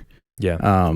Obviously, shooting a gun is going to give away your signature most of the time anyways. Mm-hmm. When it comes to nighttime shooting, even with a suppressor, it's still not like the best. So shooting a laser out of your gun, you're more than likely returning fire at that point or shooting at someone. So it's like, it's kind of like playing like a game of like, what's a bigger concern? Me having a laser that's way easier to shoot fast, or me trying to passive aim. But I think passive aiming is still super important for that reason, and also just as a backup option to if your laser for whatever reason fails. Yeah. Because otherwise you're just out of the fight at night, and you're just hoping that everything's super close quarters and you're just able to point shoot. Because you could do that, but still it's hard. Yeah, you have a super low field of view under nods, and it completely changes everything. Yeah. Another thing is aiming lasers. Another minimum $1,000. Yeah, probably. Yeah, that's true. And so if you want night vision, but you don't want to have all of because night vision's expensive already. Oh, it's crazy. And it's a huge capability jump. And if you can swing the night vision but not the laser, passive aiming is a good way to do that if you've got a dot hanging around. I mean, I will clearly state right now, active aiming or laser aiming devices are far superior. Yeah. Like, they are way easier to aim with. It's actually unfair. Like, it's kind of like you feel like the Predator or something, because you're just like, you put a laser on something, you're just like, and it's super fast. It's very effective, even out to like 300 meters. You can shoot very far. That's usually, I mean, some people might disagree, but right at like 300 meters is about the farthest you're probably going to really do much engagement at night fighting because of target identification reasons. Mm-hmm. It's hard to identify under nods at distance. You're going to have a lot more, unless you're returning fire, which at that point it's if you're getting shot at, then let's throw down. But most engagements are going to be regulated to shorter distances comparatively to daylight time because of your target ID and just overall capabilities. It gets very grainy to see out that far with nods. Mm-hmm. But the laser is head-mounted night vision anyway. Yeah, head-mounted. Yeah. Good distinction. Like a standard fighting setup, which is going to be your head-mounted night vision with just your standard rifle or with set up to support that. Mm-hmm. But I mean, we all three agree that passive aiming is super important. So going back to like the whole optics package before we go too far down the night vision rabbit hole, is specifically, in my opinion, the best thing for it to piggyback a 1 power on a 1 to 6 or a 1 to 8 an LPVO is for passive aiming. Yeah. And I do think it's important. Now that kind of leads me to my next opinion on that, where it's like, if you're already having to do that because you have night vision or because you're planning to get it and you want to get set up in that, then I think it just furthers why not maximize the capability of the scope under it? Yep. Furthers justification to get an MPVO. Yeah. Because if you're already going to piggyback the optic. If you have the dot, that's already superior. Yeah. And it's a good heads-up shooting position, so it's going to be better for close range anyways. Mm-hmm. So it's like, why not saddle that thing up on something that gives you a lot more distance shooting capability, something like a 2 to 10 or a 3 to 18 or whatever, 2.5 to 10. All the things we just talked about. And that used to be less of an option. It's one of the reasons why it wasn't. A lot of people. It's not as popular yet. Yeah. Yeah. The MPVO thing is becoming more popular. Yep. It just makes sense. And there's more options, so it's more feasible for your average person to be able to do that. Mm-hmm. And I would recommend it. Yep. I would also recommend it. Both of our guns are on the table right now, and they both have medium power scopes with dots on 12 o'clock. Yep. Very identical. Yeah, and it just works so well. Yeah. It's like I feel very comfortable running this thing super close quarters. Like I could do a full mount session or like CQB mount, dude. Whoa, CQB session with this thing and feel super comfortable. And then I can also get in the prone and shoot out to 600 meters with this thing with ease. So it's like, it's a little bit of weight and that's it. Full, huge capability. Yeah, and it's really like people pick up this Mark 12 build and they think it's going to be just atrociously heavy. Yeah, everyone without fail. Steven's seen it a lot. Yeah, like, oh, that thing's way lighter than I thought it would be. Yeah, and I'm like, oh, good. That's right. It does actually feel pretty heavy to me compared to my SR-15. But and mine right now, like the this thing is one sick. of the nice things about second focal plane is that the scopes are generally much lighter. Mm-hmm. Just as a feature of how they're built inside. Yep. And so this 2.5 to 10 is 20 ounces. That's crazy. Really light for a 42 millimeter objective scope. And so this whole optics setup that I have is probably like the same weight or slightly heavier than an L can. It's probably 1.5 to 6. It's probably about the same weight as my 1 to 8. Yeah, the 1 to 8 is Chonkerino, dude. Yeah. Dude, that thing's heavy. The mount's really light, and then the red dot's light. And it has a massive capability. This thing's 27 ounces. The Mark 5E. And for being a 3.6 to 18, and a that's 35 not bad. millimeter tube. Yeah, main tube. It looks way heavy, but it's not. Plane. Yeah. It looks like an absolute, like, I don't know why I'm going to use this analogy, but I'm using it, so get ready. It's dumb. I should stop myself, but we're in it. Your Night Force looks like a Virginia class submarine. It's just sleek and just. This is like the fourth time you brought up submarine classes to me talking about optics. Dude, it's because this thing looks like a Typhoon class submarine, dude. The Mark V. I don't know what it is about it. I know, no one does, dude. That's why it makes no sense. But I'm so happy that you do. Dude, look at how big it is. It is. It does look submarine-ish. People are frantically looking up submarines right now. Yeah. Google the Virginia class submarine, which is a U.S. submarine. Like, how are they still talking about optics right now? We still got to talk about so much more.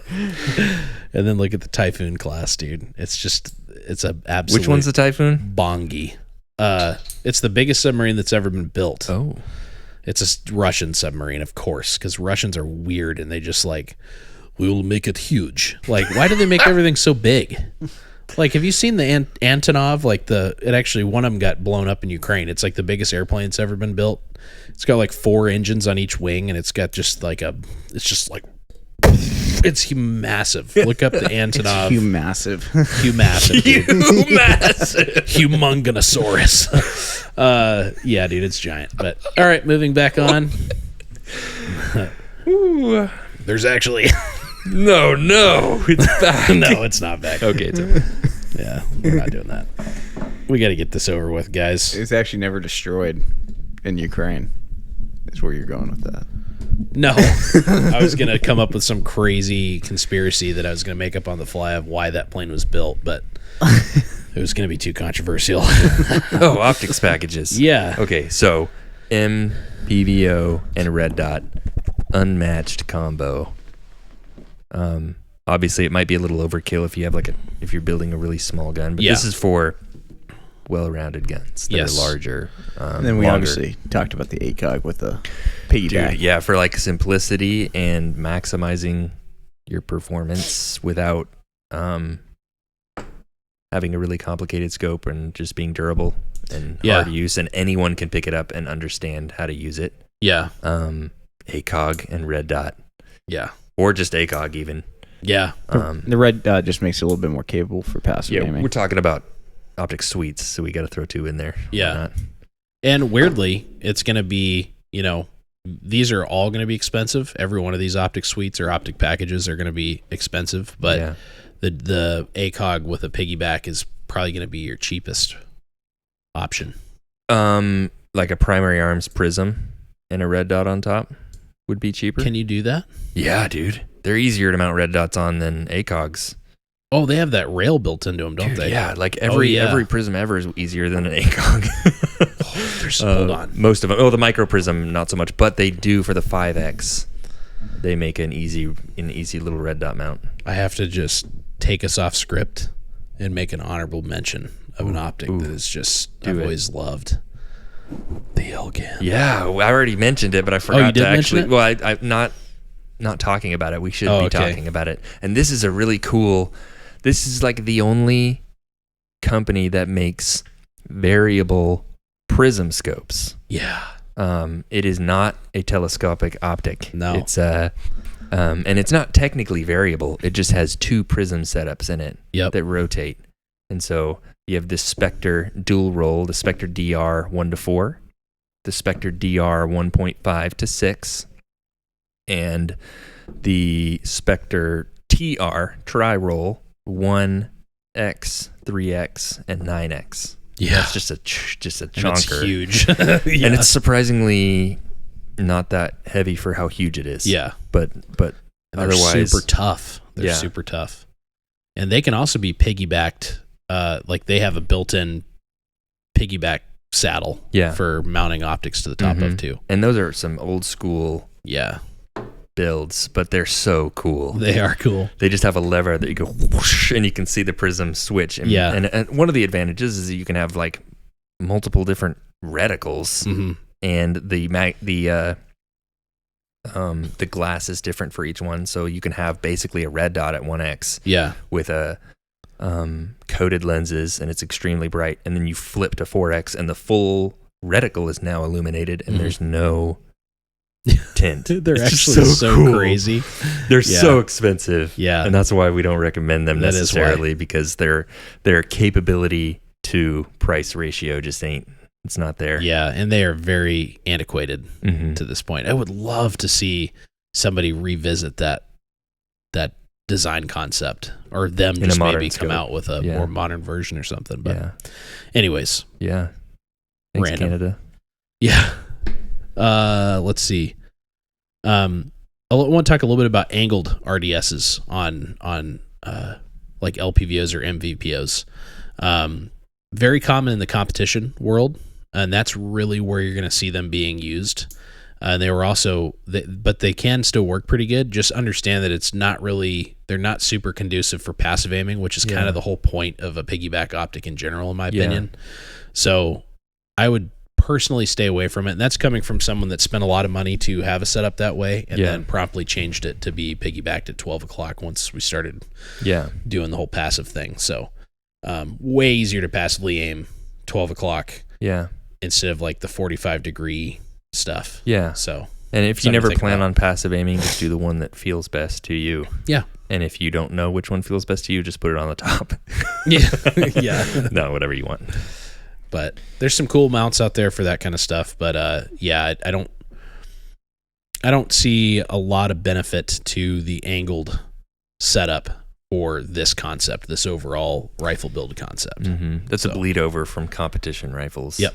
So. Yep. Well, that about does it for suites. Yeah. So, one other thing that I want to quickly cover that's kind of a nice benefit to having a piggybacked optic is not just the passive aiming, and this is really going to be seen when you're using it in conjunction with an MVPO or MPVO, whatever. What is it?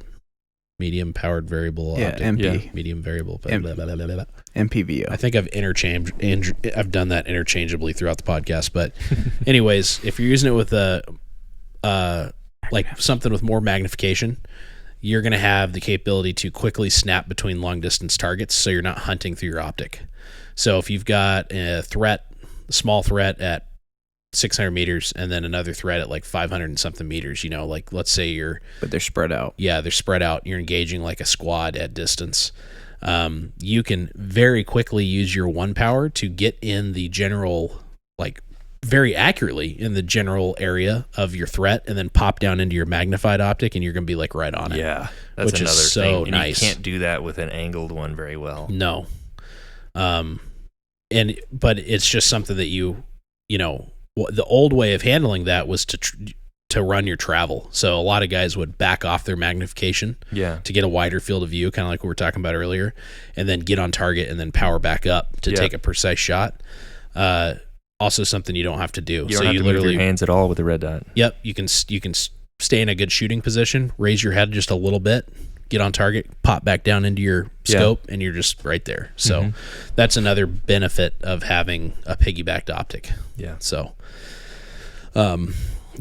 well, let's quickly go over some other optics package support. So, quick rundown on some mounts, and, ARD, and then we'll also talk about, do you need the old backup iron sight? Starting with mounts. For mounts, like it's hard to look past as far as for just versatility. the Badger Ordnance Condition 1 modular mount system. It's the most modular scope mount that you can possibly get. These are for scopes like LPBO and MPBO with a 30 millimeter or 34 millimeter tube. They don't work for like ACOGs. ACOGs have their own special mount. Red dots obviously have their own mounting footprints, but this is for scope mounts. And that this one's nice because there's so many things that you can do to attach a red dot up top or on the side, or if you're just way too cool for us and have a ballistic calculator, you can mount it up there. But you probably not listening to this if you have a ballistic calculator. Yeah. Anyways, there's all kinds of cool stuff that you can do with them. They're really nice. You don't have to buy all the parts if you don't need them, but they're there that you can, if you decide you need them later. Those are good. There's so many good mounts. ADM's a good one for the price. Yeah. Midwest Geisley Industries makes really good mounts. Geisley makes good mounts, and the Reptilia. Reptilia makes good ones, and Reptilia also makes stuff for Geisley mounts. All the Reptilia and Geisley accessories are interchangeable. I would say that's like the main thing I would look for is with a mount is having the capability to integrate a top mount. I mean, you don't have to. Like, you can run something similar to what you have and what I have, where it's just a separate clip-on to the tube, but it just starts getting a little bit bulky potentially. And and then for a budget-oriented, it's hard to beat the Burris. Is it Pepper mount? PEPR. It stands for something, but it's super cheap, cutie, bomb-proof. It's a little bit ugly, a little homely. Yeah. Homely? Yeah. Homely. Homie. It's a homely homie. It's a little homie. But hey, it's got a little pick rail section on top of one of the rings, or both of the rings, and you can just mount whatever dot. You don't have to worry about footprints or anything. Yeah. You don't get to pick how tall it is or anything, but yeah, dude, it's super nice. A lot of people use those. And they're cheap and effective. Actually, our one of our old hosts, the Caden, for all of you OG listeners that used to listen to DDS Unscripted before we kind of repurposed everything, he had a Burris Pepper for a long time with the old Viper PST mounted inside of it. Nice. So the OG one, dude, and it was a crispy little setup, dude. It works. Yeah, and he had it all set up with some little passive aiming and everything, and it was sick. That's awesome. Yeah, dude. Yeah, man, that's a good setup. Midwest Industries, we plug them all the time because they just randomly make good stuff. Yeah. ADM makes good mounts. As far as red dots, like Unity, make good mounts. There's so many red dot mounts. Well, I guess they make good LPBO mounts too. They make a good LPBO. They make one, and I would recommend others. Over. Not because they're all 2.26. Yeah, they're that super high rise inches, which is really high. I wouldn't really put a scope that high. It gets kind of crazy fast. Mounting height is important for a scope.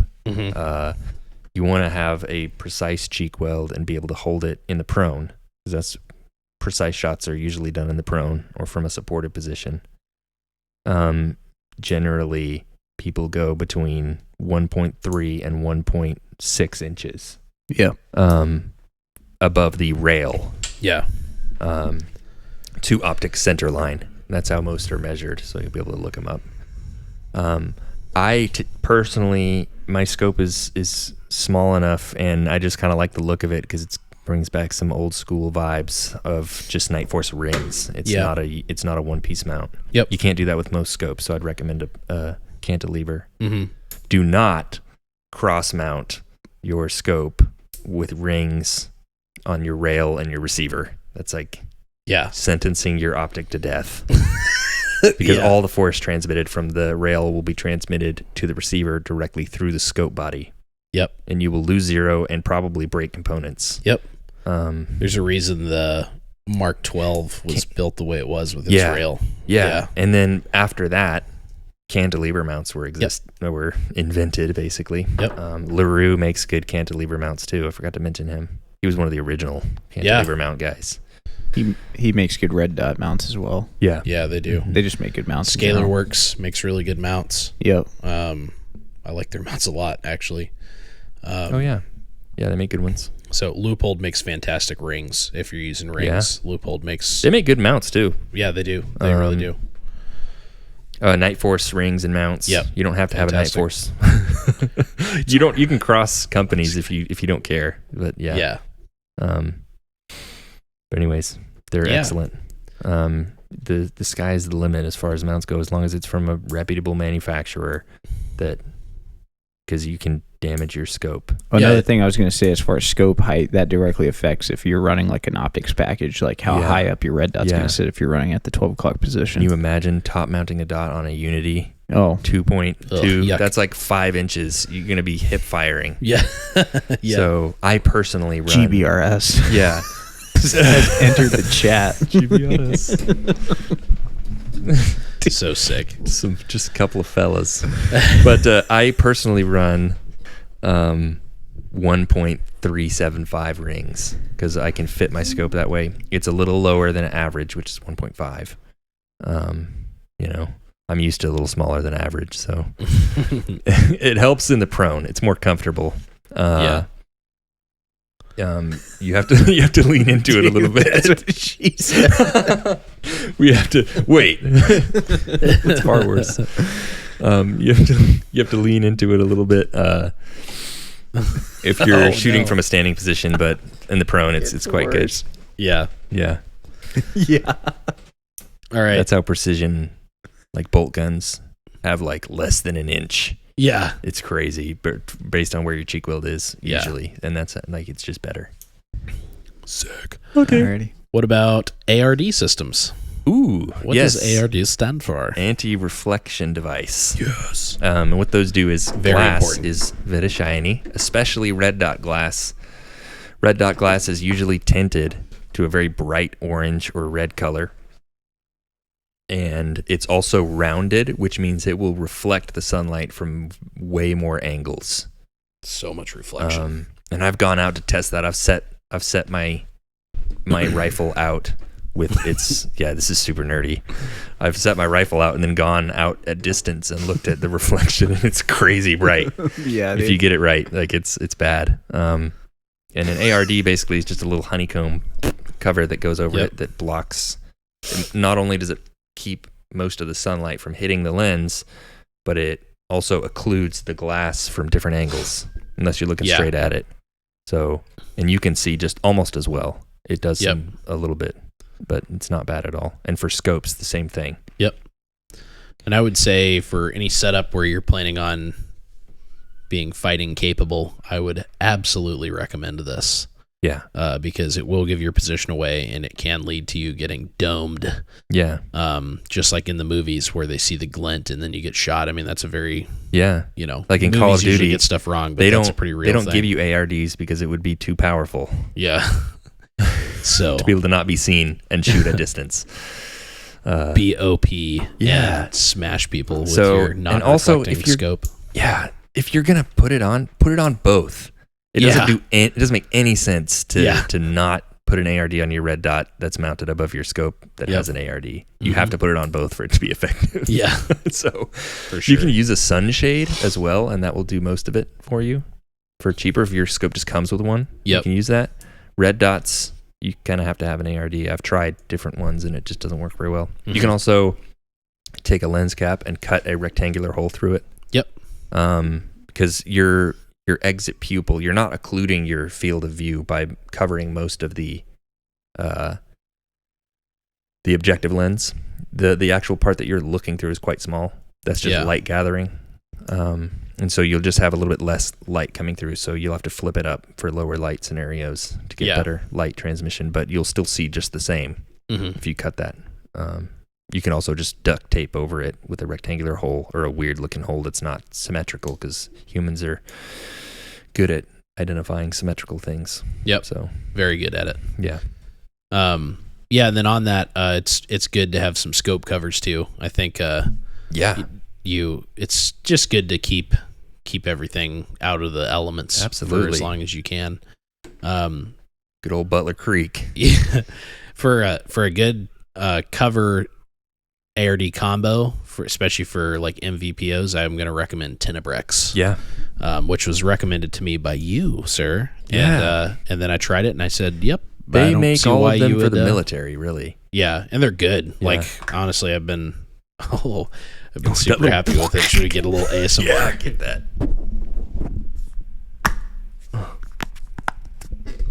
Nice. I like the extra little.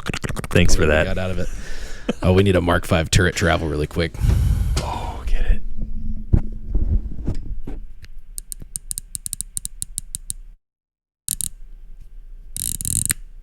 Oh, that's crispy. Ooh. Okay. All right, what were we talking about? Well, we were talking about ARDs. I think we basically got. Yeah, you can also just buy a there. Tenebrex ARD and then put whatever scope cover you want on it. But they do make a system that's really nice. So if you want the whole thing, it's not a good. It's a good option. All right, Steven. Backup iron sights. Oh, I forgot one thing. I'm sorry. Oh. There's one other ARD company that I recommend for magnified optics. They don't work as well on red dots, and they don't make them for red dots, but you can order the size if you really want to, but they don't work as well. But they are excellent for magnified optics. And some of the time, the Tenebrex honeycomb pattern is very fine and small, and that's great for reducing your what was that? They're great for reducing your reflection to the greatest extent, but it also can make your glass clarity go down on some scopes, and it can inhibit the light transmission, but mostly the clarity. Yeah. I haven't had that issue with the Night Force. Do we? I don't know. Just getting weird over there. Let me finish. My ADHD is taking over. It is, dude. All right. But it's MK machining. They 3D print some, and they have a little bit bigger honeycomb pattern, and it lets in more light, and it doesn't decrease your light, your glass clarity to the same extent. And they're really great. Yeah. And they make them, like, if you ask them, they'll make it for you. They're super cool dudes. I bought several things from them. Cool. So yeah, that's another good one. Nice. Yeah, you're running the 100 Concepts one, which... Yeah, I am running 100 Concepts on my They T1. just recently started making ones for red dots. Yeah, I really like it. It clicks on super... I mean, it is like so tight and snappy that I actually didn't think it was the right size. Like when I first got it, I was like trying to put it on and I was like pushing it on and it was just like tick, tick, tick, tick, tick, tick, like tapping around on the top. And I was like dumb. And I sent a video to Steven. I was like, look at how dumb this is. And I was just like, tick, tick, tick, tick, tick, like just smashing it. And then I like flicked it off into the distance because I just raged for no reason. But now it's on there. And then I was like, there's no way, like this company's super solid. Like I was getting ready to like email them and I was like, hold on, I don't want to look dumb, which I almost did. And I was still dumb, but I didn't want to look dumb. We'll put it that way to the company. So I got it and then I just put it on there and I just like rage pressed it on there and it just went, and I was like, and now it's on there. Like, I mean, it is not, it's not going anywhere. Yeah. So you have to wrench it off a little bit. Yeah. So But so really, really impressed with the fit of that. Yeah. And it looks great. Yep. And I've seen like no reflection with it. So, so far it's working good. And it's more important for lenses that aren't recessed. So like red dots, most of the time the lens is right at the end. Yeah. Those reflect more, and the bright orange just, if you have a really big ARD honeycomb pattern, it doesn't work at all. I tried that and it doesn't work. So you need a smaller one. Yep. One of the things, I actually limited my search for top mounted red dots to ones that could fit an ARD. So that cuts out a lot of options, but it's bringing them back through 100 Concepts. They're making them for like every red dot imaginable. Yeah. So Just even awesome. ones that are just not intuitive at all to make, they're just coming up with designs that seem to work. So yeah, that's a good one. And to they're look at 3D their printed options. as well. Yeah. So, yeah. Iron sights, have them. A lot of people say that you don't need them. I think it's smart, especially for a combat rifle, to have them. I agree. Get good ones, get solid ones. I prefer metal ones. Over plastic ones, just You're because. gonna get plastic. Get the new Magpul Imbus ones. They're not terrible. Yeah. Otherwise, just get metal. Yeah. And if you want relatively well priced, like good backup iron sights, the Imbus Pros are sick. Mm-hmm. And they're metal and they're really well made and they're very precise. Griffin They're not Armament crazy makes some good expensive. ones too. Yeah. They kind of make a living ripping off of Knight's Armament designs, which We all run can Knight's make Armaments on our. Yeah. Because we're fancy. Yeah. But given that reputation, Knight's Armament is not known for being available ever and for or anything. for being affordable. And so Griffin kind of making some very similar to Knight's sights. I owned them for a while and they're really good. They're all tool steel. Nice. Bobro makes really low profile ones. You have a low mounted scope. Mm-hmm. Bobro Engineering. And then, they're pretty simple. Like a lot of people make good ones. Yeah. I think the main thing is just have them, even if you can't flip them up because your optic's blocking them. You can take the optic off if your breaks. optic just gets absolutely destroyed. You're not completely just done. Kind of similar to the whole, if you're running IR lasers and your IR laser gets messed up, at least you got a way to pass them. They need to be zeroed too, so it's important to probably maybe zero them once before you get the optic on, and then just let them hang out. Yeah. Yeah, definitely. I think it just is part of a combat platform. Like, have it, use it, zero them. If you're going to have backup iron sights on your gun, actually zero them and make sure that they work, because that's retarded otherwise. So, and just something simple, just a 100-yard zero or 100-meter. You know, it doesn't need to be crazy. You can do a 50, 200 if you want. Or 50 is probably the easiest. Yeah.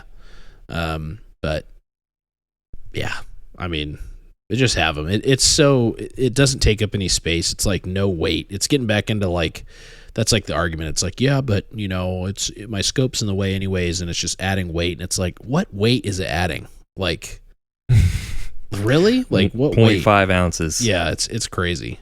Have them on there, and then you got them. And yeah, I think there's this weird mentality around them of like, if they're not quickly deployable, they're useless. Oh, dude, I've seen so many people that are like, why on earth? Then they're like trying to roast people for having irons on, and they're like, you can't even deploy them because you can't co-witness with a scope. I'm like, well, just take the scope off. Well, it's not on a QD mount. Well, it takes you about 15 seconds to take it off. Yeah, and it's bolts. Like, what firefight are you in where you're just like, I've got to get to the, like, if you're in that close range environment, but your scope got like blasted off or whatever, or it's like damaged, it's not working. Yeah. Just shoot over the tube or shoot through the tube temporarily, get to where you can get to safety. And then when you have a moment to like remove it, regroup, then pop that thing off and flip up your iron sights and rock and roll. Yeah. People act like if it's not a lever that you can dismount in less than 1 second, then iron sights are completely useless, and that's so dumb. Yeah. I will say, if you don't have like turn knobs or something that can be easily used with like a knife, like a flathead kind of, keep a tool that works. Yeah, have a tool. Yep, keep a tool in your kit that does take the rings off. Yeah. So problem solved. Part of just keeping your backup parts and maintenance tools with you. Just have that. As a general rule, side note, rant. don't listen to people that give you those ultimatums all the time. Yeah. That are like, if you can't deploy it, they're useless. Or what, you can't go witness, they're useless. And just as a general mentality, just everything is an ultimatum. Yeah. Of like, I'm not going to have an MPVO because I'm never going to shoot to 800. Yeah, dude. Okay. Only a Sith deals in absolutes. I know. I'm trying so hard not to bring up that that's an absolute. I know. I hate you. Okay. Yeah. Anyways, just don't listen to people that are not using logic. Yeah. So it's really on. common sense stuff. Yeah. Okay. So as we round this thing out, we're going to talk about, this is the last thing we're going to talk about. And then we are going to wrap it up. But that is some other support equipment. Now this episode was primarily about optics because that's such an important piece and it's so in depth. These things can also be in depth, but we're going to keep them pretty short and sweet. And that's laser aiming devices, since we've talked about them a little bit. Yep. And then lighting solutions. Yeah. Because I think those are two pieces of equipment that if you're building this kind of general purpose or multi-purpose rifle, kind of that modern day musket, if you will, I think these, because of the way fighting's done today, these are two devices that they're going to be useful to have. Yeah. So first one, we'll start with lasers. We've been talking about passive aiming. We've been talking about night vision and different things like that. Night vision's a massive part of modern fighting capability. That's just, if you're able to see at night and fight at night, you're going to have an extreme advantage. Yeah. And most modern fighting forces are going to have that capability. Yeah. So you should too, as the modern Minuteman, in my opinion. Unfortunately, that makes everybody's investment like tenfold, because you got to buy night vision, and then you also got to buy support devices for that, helmets, this mounts, is something all that you stuff. get once your other bases are covered. Yes. So along with that is going to come your laser. What are some things that are worth saying about lasers? Well, you have two different classes. You got full power and then non-full power. Yep. So restricted, non-restricted. Yep. So unfortunately, full power is restricted to the civilian market. There's ways around getting them. Due to the FDA for some reason. Yeah, which is super random, but it has to do with the laser output being too powerful or something like that. You can harm people. Yeah. Blind people. There's ways around getting them, whether that's just there's pages and people that you have to get them secondhand. Yeah, secondhand. You can never get them repaired. If you send them in for work, they're going to keep them. Yep. So, that being said, so mean. I know. They're like, hey, thanks. You're not allowed to have that. Thanks for giving it back, so we can put it back into our contract cycle. Yes. I guess that being said, there's a risk in buying one that's secondhand, because if it's an untrustworthy individual that sells it to you, then they can sell you either a knockoff or roll the dice a little bit. It's something you need to be researched and well versed on before you start buying full power lasers. Obviously, as far as those lasers are concerned, pretty much any full power laser that you can get your hands on, that's going to be good.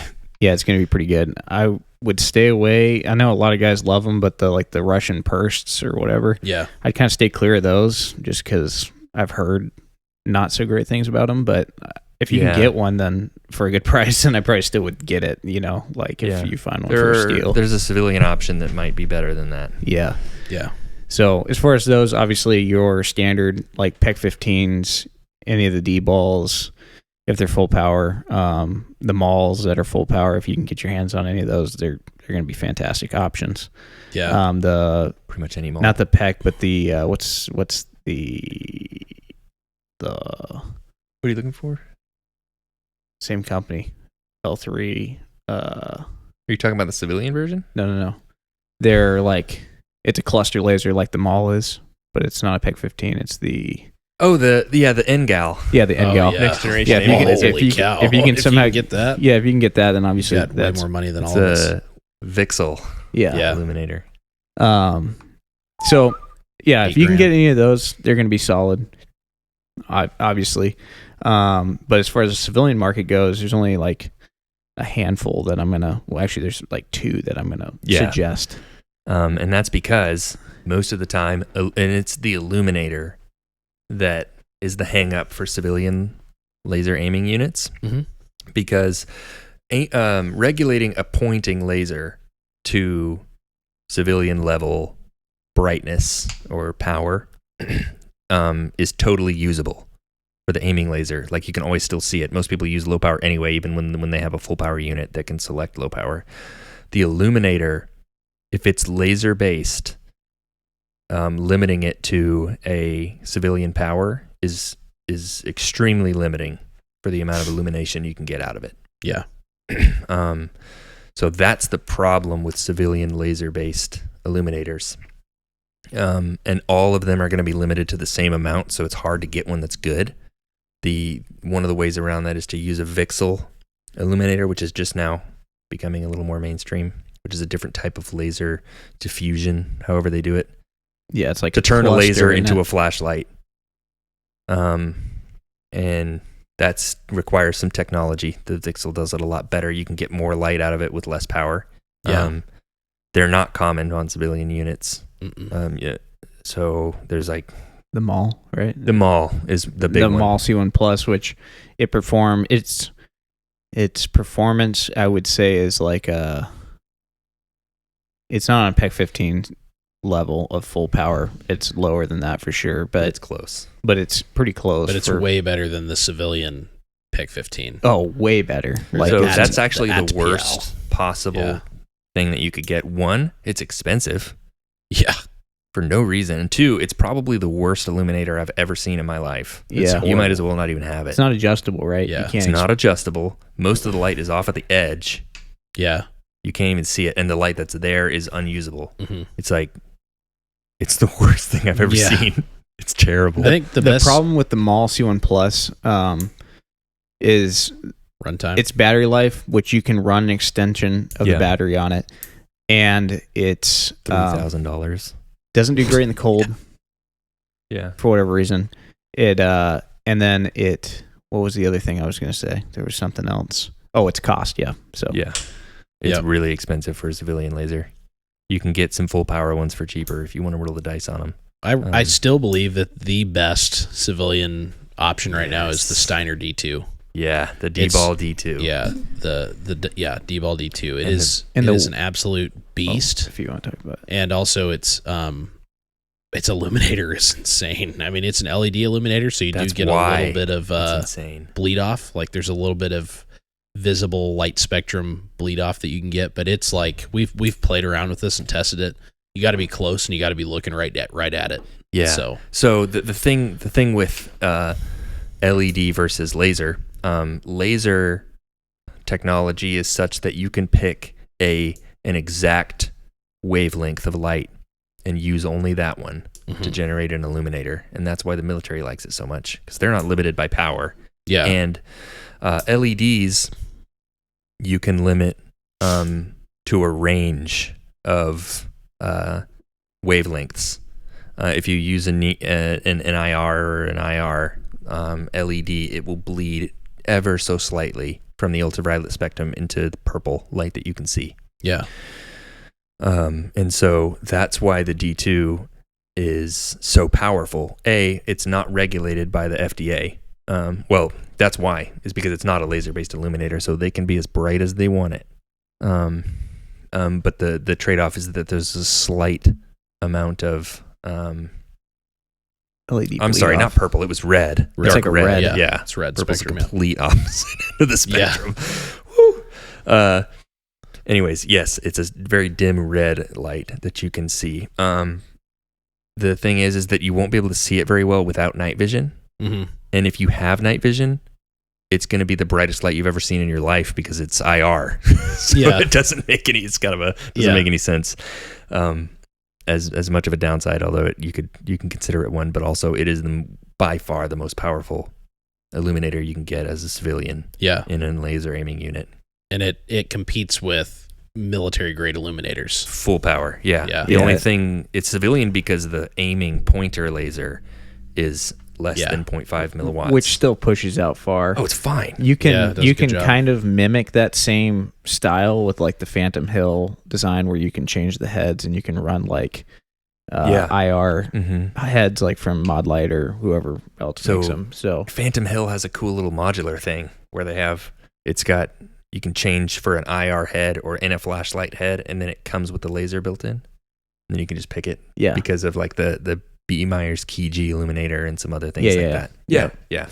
So that's a method. The only problem is your well, you're not gonna have no, you probably will. I don't know. As far as a visible laser for It doesn't come with a visible laser. yeah. And So that's one thing that's kind of nice about the D-ball is you can zero it with a visible laser, and it's gonna don't zero use it your- to aim yeah in no, the daytime. no, that'd be dumb. But yeah, so your negatives with the D-ball, D2, obviously it's size. They're pretty chonky.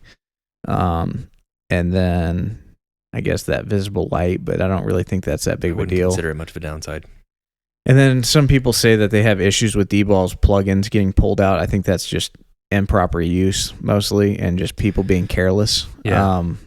I think there may be, I mean, Steiner does have a little bit of quality control issues sometimes, but send it back. It's a civilian model, so just send it back and get it swapped out. They're going to back it up. I'm sorry, go ahead. Oh, I was just going to say they're going to back it up. Yeah, so. yeah, they will. I've had people deal with Steiner in the past, and sometimes it's a pain, but they do follow through eventually. Sometimes it's really good, sometimes it's less good. But they are a German-based company, but they do have reps in the U.S. and stuff. Yeah. So. And then they make some civilian models, like the D-Ball I2 and the D-Ball A3. I'm not sure exactly what the differences are. They do use laser-based illuminators, but it's far better than the ATPL-C. Yep. So if you're going for a civilian laser with a laser-based illuminator, those are the ones to look for. They do great within 100 meters or 50 meters most of the time. They're everything you need. Their military variant, or the restricted variant, the A4? Is that what it is? Dude. A2? A2 maybe? The D-Ball A4 So, is so cool because it has a flashlight on there. No, yeah. Oh, no, not that one then. The that one's cool too, though. That one is cool. But I mean, that one's cool, but I got issued a Steiner.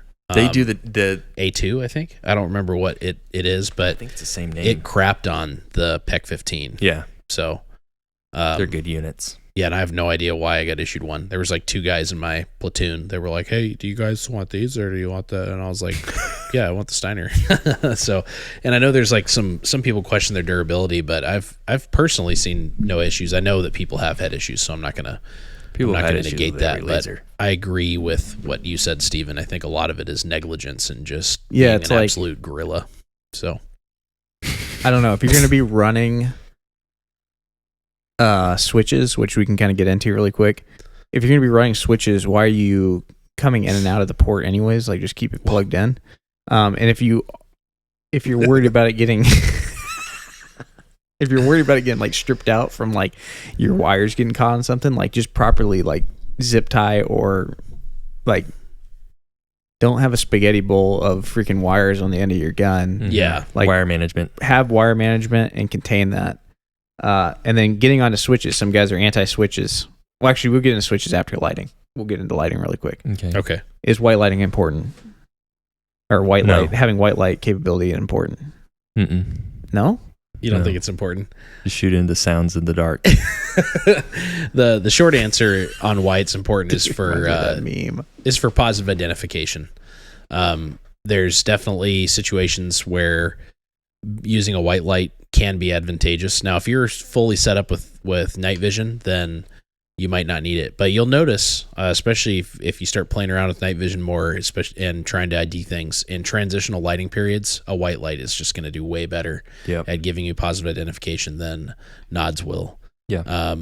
So, like an area that these make a lot of sense is in the house, in the home, where, you know, again, this is the modern day musket. It's not just for fighting. It's also for defending your household from, like, you know, potential common everyday threats. Yeah. Maybe using it, you know, like you have a rabid dog or something that's like running in on your property, on your kids, and you got to use it, and it's you don't have night vision on or whatever. Whatever. There's a 1,000 scenarios that you could run down through here, but I think there's a lot of kind of in between, like I'm geared up fighting and like, oh, I got to grab my rifle really quick, where the white light comes in super handy. Yeah. Also, it can be used for force de-escalation. You can actually use it to try to get somebody to surrender. You can hit them with lights, especially if you got a team of guys that they're not expecting it. It can be quite a you get hit by a bunch of guys with lights. Quick story on that really quick. We just quick story on that really quick. Quick. We just it's not quick anymore. I am. Yeah, it's not. Moving on.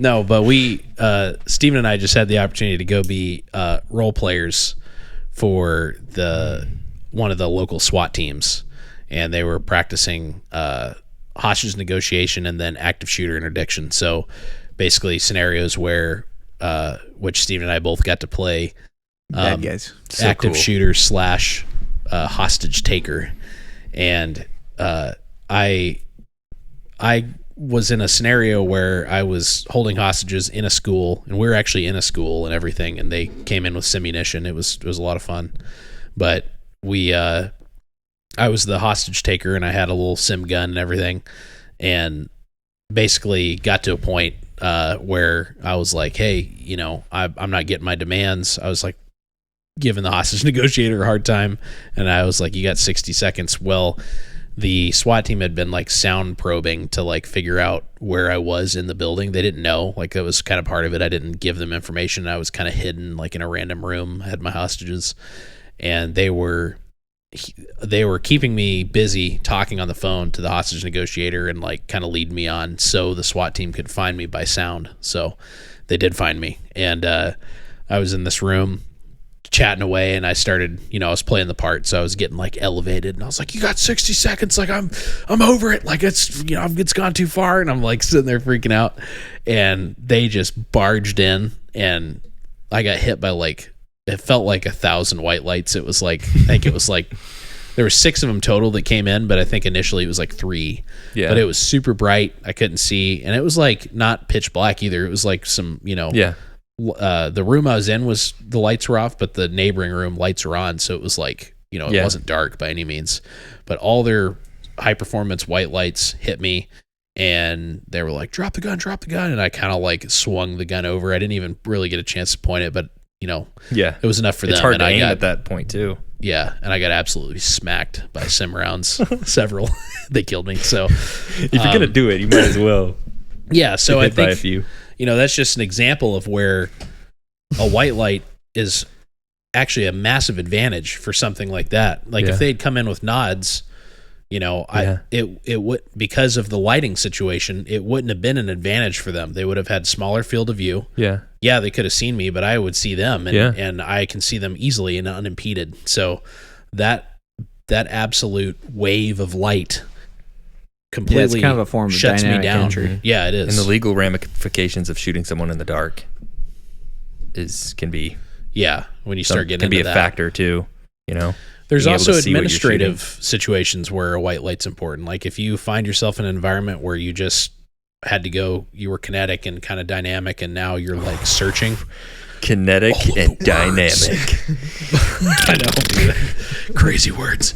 But yeah, now you're going more administrative. You're searching for something, looking around, like trying to find, like trying to collect intel or whatever you're doing. White light can come in handy for that. So I think having it as a tool on your weapon, it's not necessarily something that has to be there all the time, but I definitely think you should invest in one and have it. Yep. So, and then I guess going off of that, I guess we can talk about like what kind of lights that we suggest. Surefire. Dude, yeah, we can just make a list. Surefire, Malkoff, Arasaka, Streamlight HLX, Cloud Defensive. Streamlight, really? Streamlight HLX? Yeah, dude. It's okay. For the money? Yeah. Under $100? I've seen them break a lot, but... Yeah, if you can get a better light, do it. But for a budget-oriented light setup, yeah, I've used them before, and they're impressive. And I've had a lot of people have really good results with them. Yeah, no, it's a good light. It's a good light. Yeah. And then another company that sort of bases their designs off of Streamlight, but they upgrade every component basically, is Goonbeam. What? Dude. Never even heard of them. It's very small. But they use like similar body styles to the Streamlight. So it's basically mod light for he's Surefire. A guy that knows versus, about flashlights. Yeah, kind of. Yeah. It's and like so, what mod light did for Surefire, he's doing for Streamlight. Yeah, similar. And so he's redesigning the but he makes the whole lights. Okay. And so Well, so does mod light. yeah, that's true. All right. But they upgrade the LEDs, the electronic systems, and the reflectors to get way better performance. Like he's actually beating out a lot of very high end lights as far as output. Candela and lumens and stuff and spread. He has different options. Super nice guy. I've talked to him a little bit. It's something to look into if you're into the Streamlight world budget. Vibe. You'll get a better light from Goonbeam. That name just gets me. It gets me, dude. He's funny about it though. He's kind of a jokester. Okay, Mod Light. They make good lights. Notwithstanding like weird company drama, just don't worry about it. Yeah, They just make decent ignore it and lights. just move on. It's not that big of a deal at the end of the day. It's Cloud frustrating, Defensive. but Cloud Defensive is sick. They do. Whoa! The They brothers do. unite. They do proprietary lighting systems. Not They don't- anymore. They just made the legacy telcaps, so they now work with Surefire. That was my only reason I haven't been really recommending them to people, was because of their proprietary switches, which no offense to them, but I don't really like their switches. Yeah. And I am someone that likes switches. I think switches are awesome. They've always worked good for me, and if you keep an eye on them and pick them out and are smart about where you put them and stuff like that, switches are great. But I was always frustrated that they didn't utilize the Surefire plugs. It's like everybody uses them. They've been around forever. The best switches are made for those. Just do it. And then they finally did. So Cloud Defensive is making some absolute awesome lights, and they're a really cool company. They're very pro 2A, like true pro 2A. Like they don't sell their lights to states that regulate and put weird crap on civilians, so they like won't sell to their law enforcement. Which is really cool. They put the American public first, which is extremely rare for a high-end company to do. Doing over there, dude. It's too long. This podcast we're is too falling. long. Keep going. Okay. Avoid Olight. They are a Chinese from company. Olight. They explode. They've got. They explode. They have a body count. They literally They've killed a guy before. Yeah.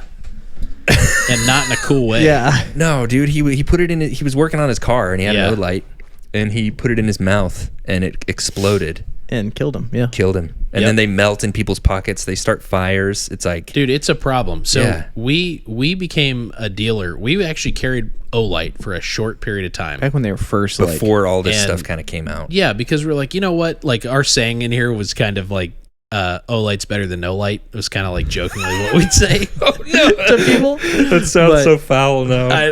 But now we dropped them because the amount of recalls we had, it was like just in our like 1 year, I don't even think it was a year, our short period of time that we were selling them, we had so many recalls come through. Yeah. And we were like going about it the right way. Like if the recall included a light we had sold, we would contact the customer and be like, just so you know, this light got recalled. You're lucky that thing just stopped working. So we were like, dude, screw this. And then I tried to like reach out and get better information, and they like acted really defensive. They were like, well, you know, we're just like, it's like, what in the world? And then like I've tried to move on to like a higher level person at one point, and it was just someone that barely spoke English, and I was like, Steven and I talked, and we're like, we're done. We're not gonna. I think we're technically still a dealer for them, but oh yeah, they message us all the time. We still see recalls get emailed to us all the time, and we're like, thank goodness that we're not selling those anymore.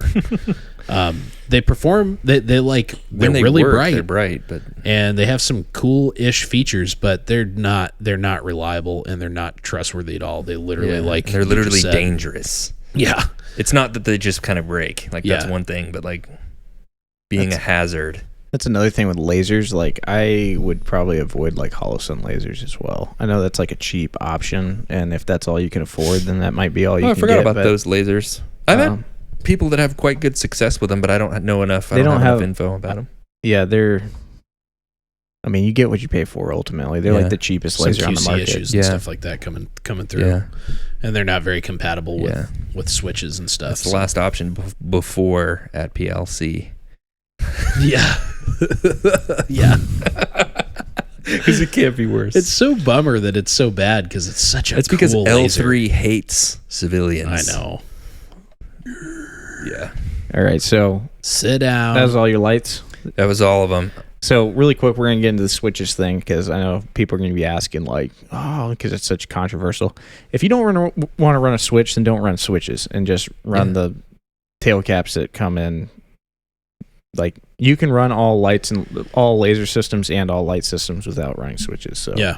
If you want to do that, then go for it. I run a tail cap for my flashlight. Yeah. Yeah. If you prefer switches, then run switches. That's kind of where I'm at. Like, just be aware that like everyone's like, oh, you're just gonna somehow negligently like set it off. It's like, well, no, you shouldn't if you're smart and you actually are running good switches. Yep. Yeah. It's the same thing as like it's the same you're thing not as shooting your gun. Yeah. When you don't mean to. Yeah. It's the same thing with the light. So put a as cover far as on switches, ModLight makes good switches. Surefire makes good switches. Unity makes legit. Like I love their Axon, man. That's like my Probably favorite switch right now. Market right now for a dual switch. Yeah. I love it. Emissary just came out with that new switch, which I haven't tried, but I'm sure it's gonna be fine. Emissary's cool. They make cool stuff. Quick side note: if you have ARDs on your optics, put a cover on your flashlight. Yeah, it's just as reflective. 100 Concepts makes really cool flip over cap. They make smart. that. You can Very also simple. that's a good option. If you don't want to do that, they also have. You can just measure your light head and then buy a Butler Creek cap and just put it right on. Yep, works fine.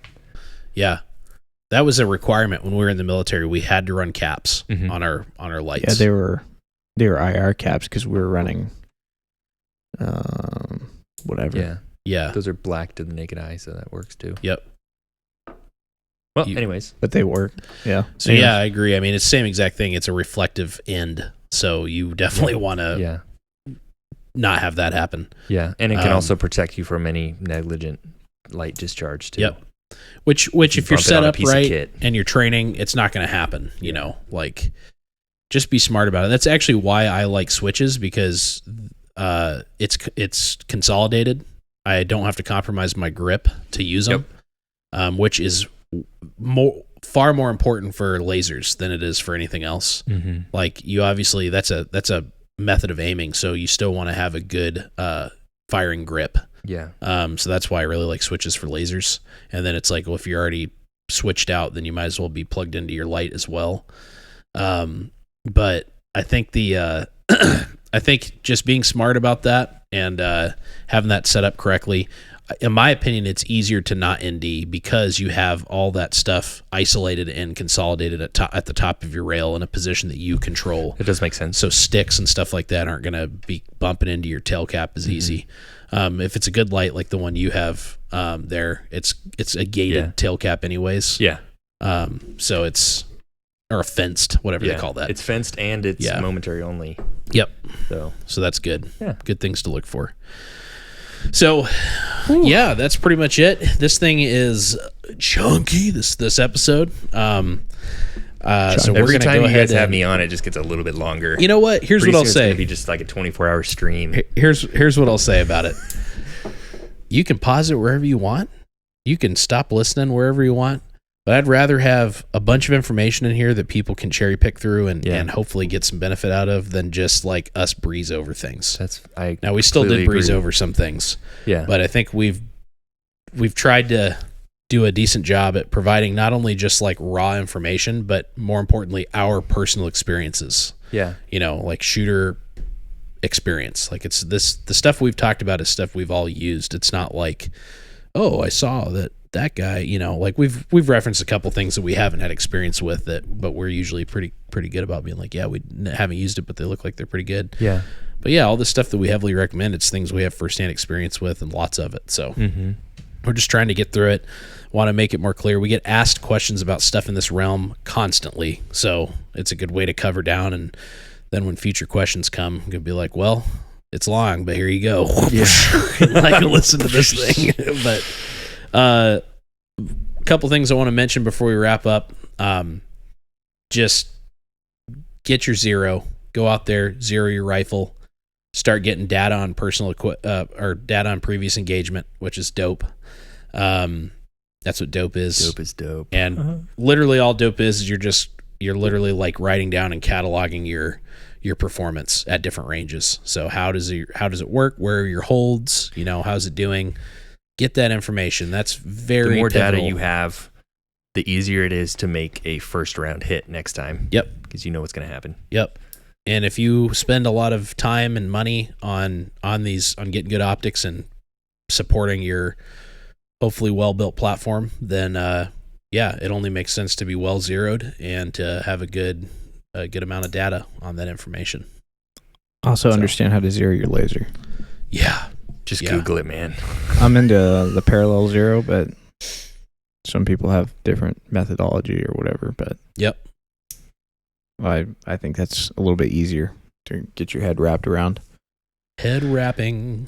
Yeah. Sick. I don't know enough about. I don't have a laser aiming unit yet, so yeah, I don't know anything about that, dude. Soon. Next and 6 or 7 and years. Dark season is upon us. Yes. We're just Alaskans, so we literally just go through an entire summer period of not being able to use nods because it's just sunny one single all the day. time. Yeah. Where the summer is just day. Yeah. Winter is just night. Yep. So the nighttime shooting is almost upon us, so we'll be able to start getting you up to speed. That's right. Well, cool. Well, definitely reach out. Again, I'm going to drop some info for you. You can always reach out to us on our Instagram, dynamic.defense.solutions. You can also reach out to the Brown Rocket at Brown Rocket Actual. Brown _ Yeah, I think it's Brown _ Rocket _ Actual. Yeah. And as always, I will have him tagged in the description for you. So he's a wealth of knowledge. He's very willing to talk to people. I know a little bit. And if I don't know something, I know someone who's I can send you in the right direction for someone who's knowledgeable, at least. So, yeah. Like a little telephone operator for people that know things. If you have any questions for us in regards to just the podcast in general, you can hit us up on our Instagram. You can also email us at our new email, which is minutemen.initiative@gmail.com. So hit us up there. Let us know what's going on. Anything else that I'm missing, Steven? Discount code. Oh yeah, dude. A reward for making it this far is discount code, and it's a 15% off on our website. So, which by the way, go peruse the website. We sell, I know the main thing we kind of did for a while, and still the main thing we do is holsters. I know that not everybody's in need of a holster. If you are, check ours out. We're very proud of our designs, and we worked very hard to make them very quality and well built. But we sell a lot of other stuff, and we're going to continue to expand what we sell, and it's going to be very catered and tailored. I know we've talked about this before, but to the modern Minuteman and supporting that. That's going to continue to expand. We've got a lot of products we're adding. We're gaining a lot more experience. But yeah, if you use Minutemen at checkout, I think it'll save you 15% on any of our in-house manufactured products. Cool. Nice. Well, thanks again, Rocket, for coming on here and thanks for chatting. having me, dude. It's always just fun. Until next time, we're gonna hit 5 hours. Sick.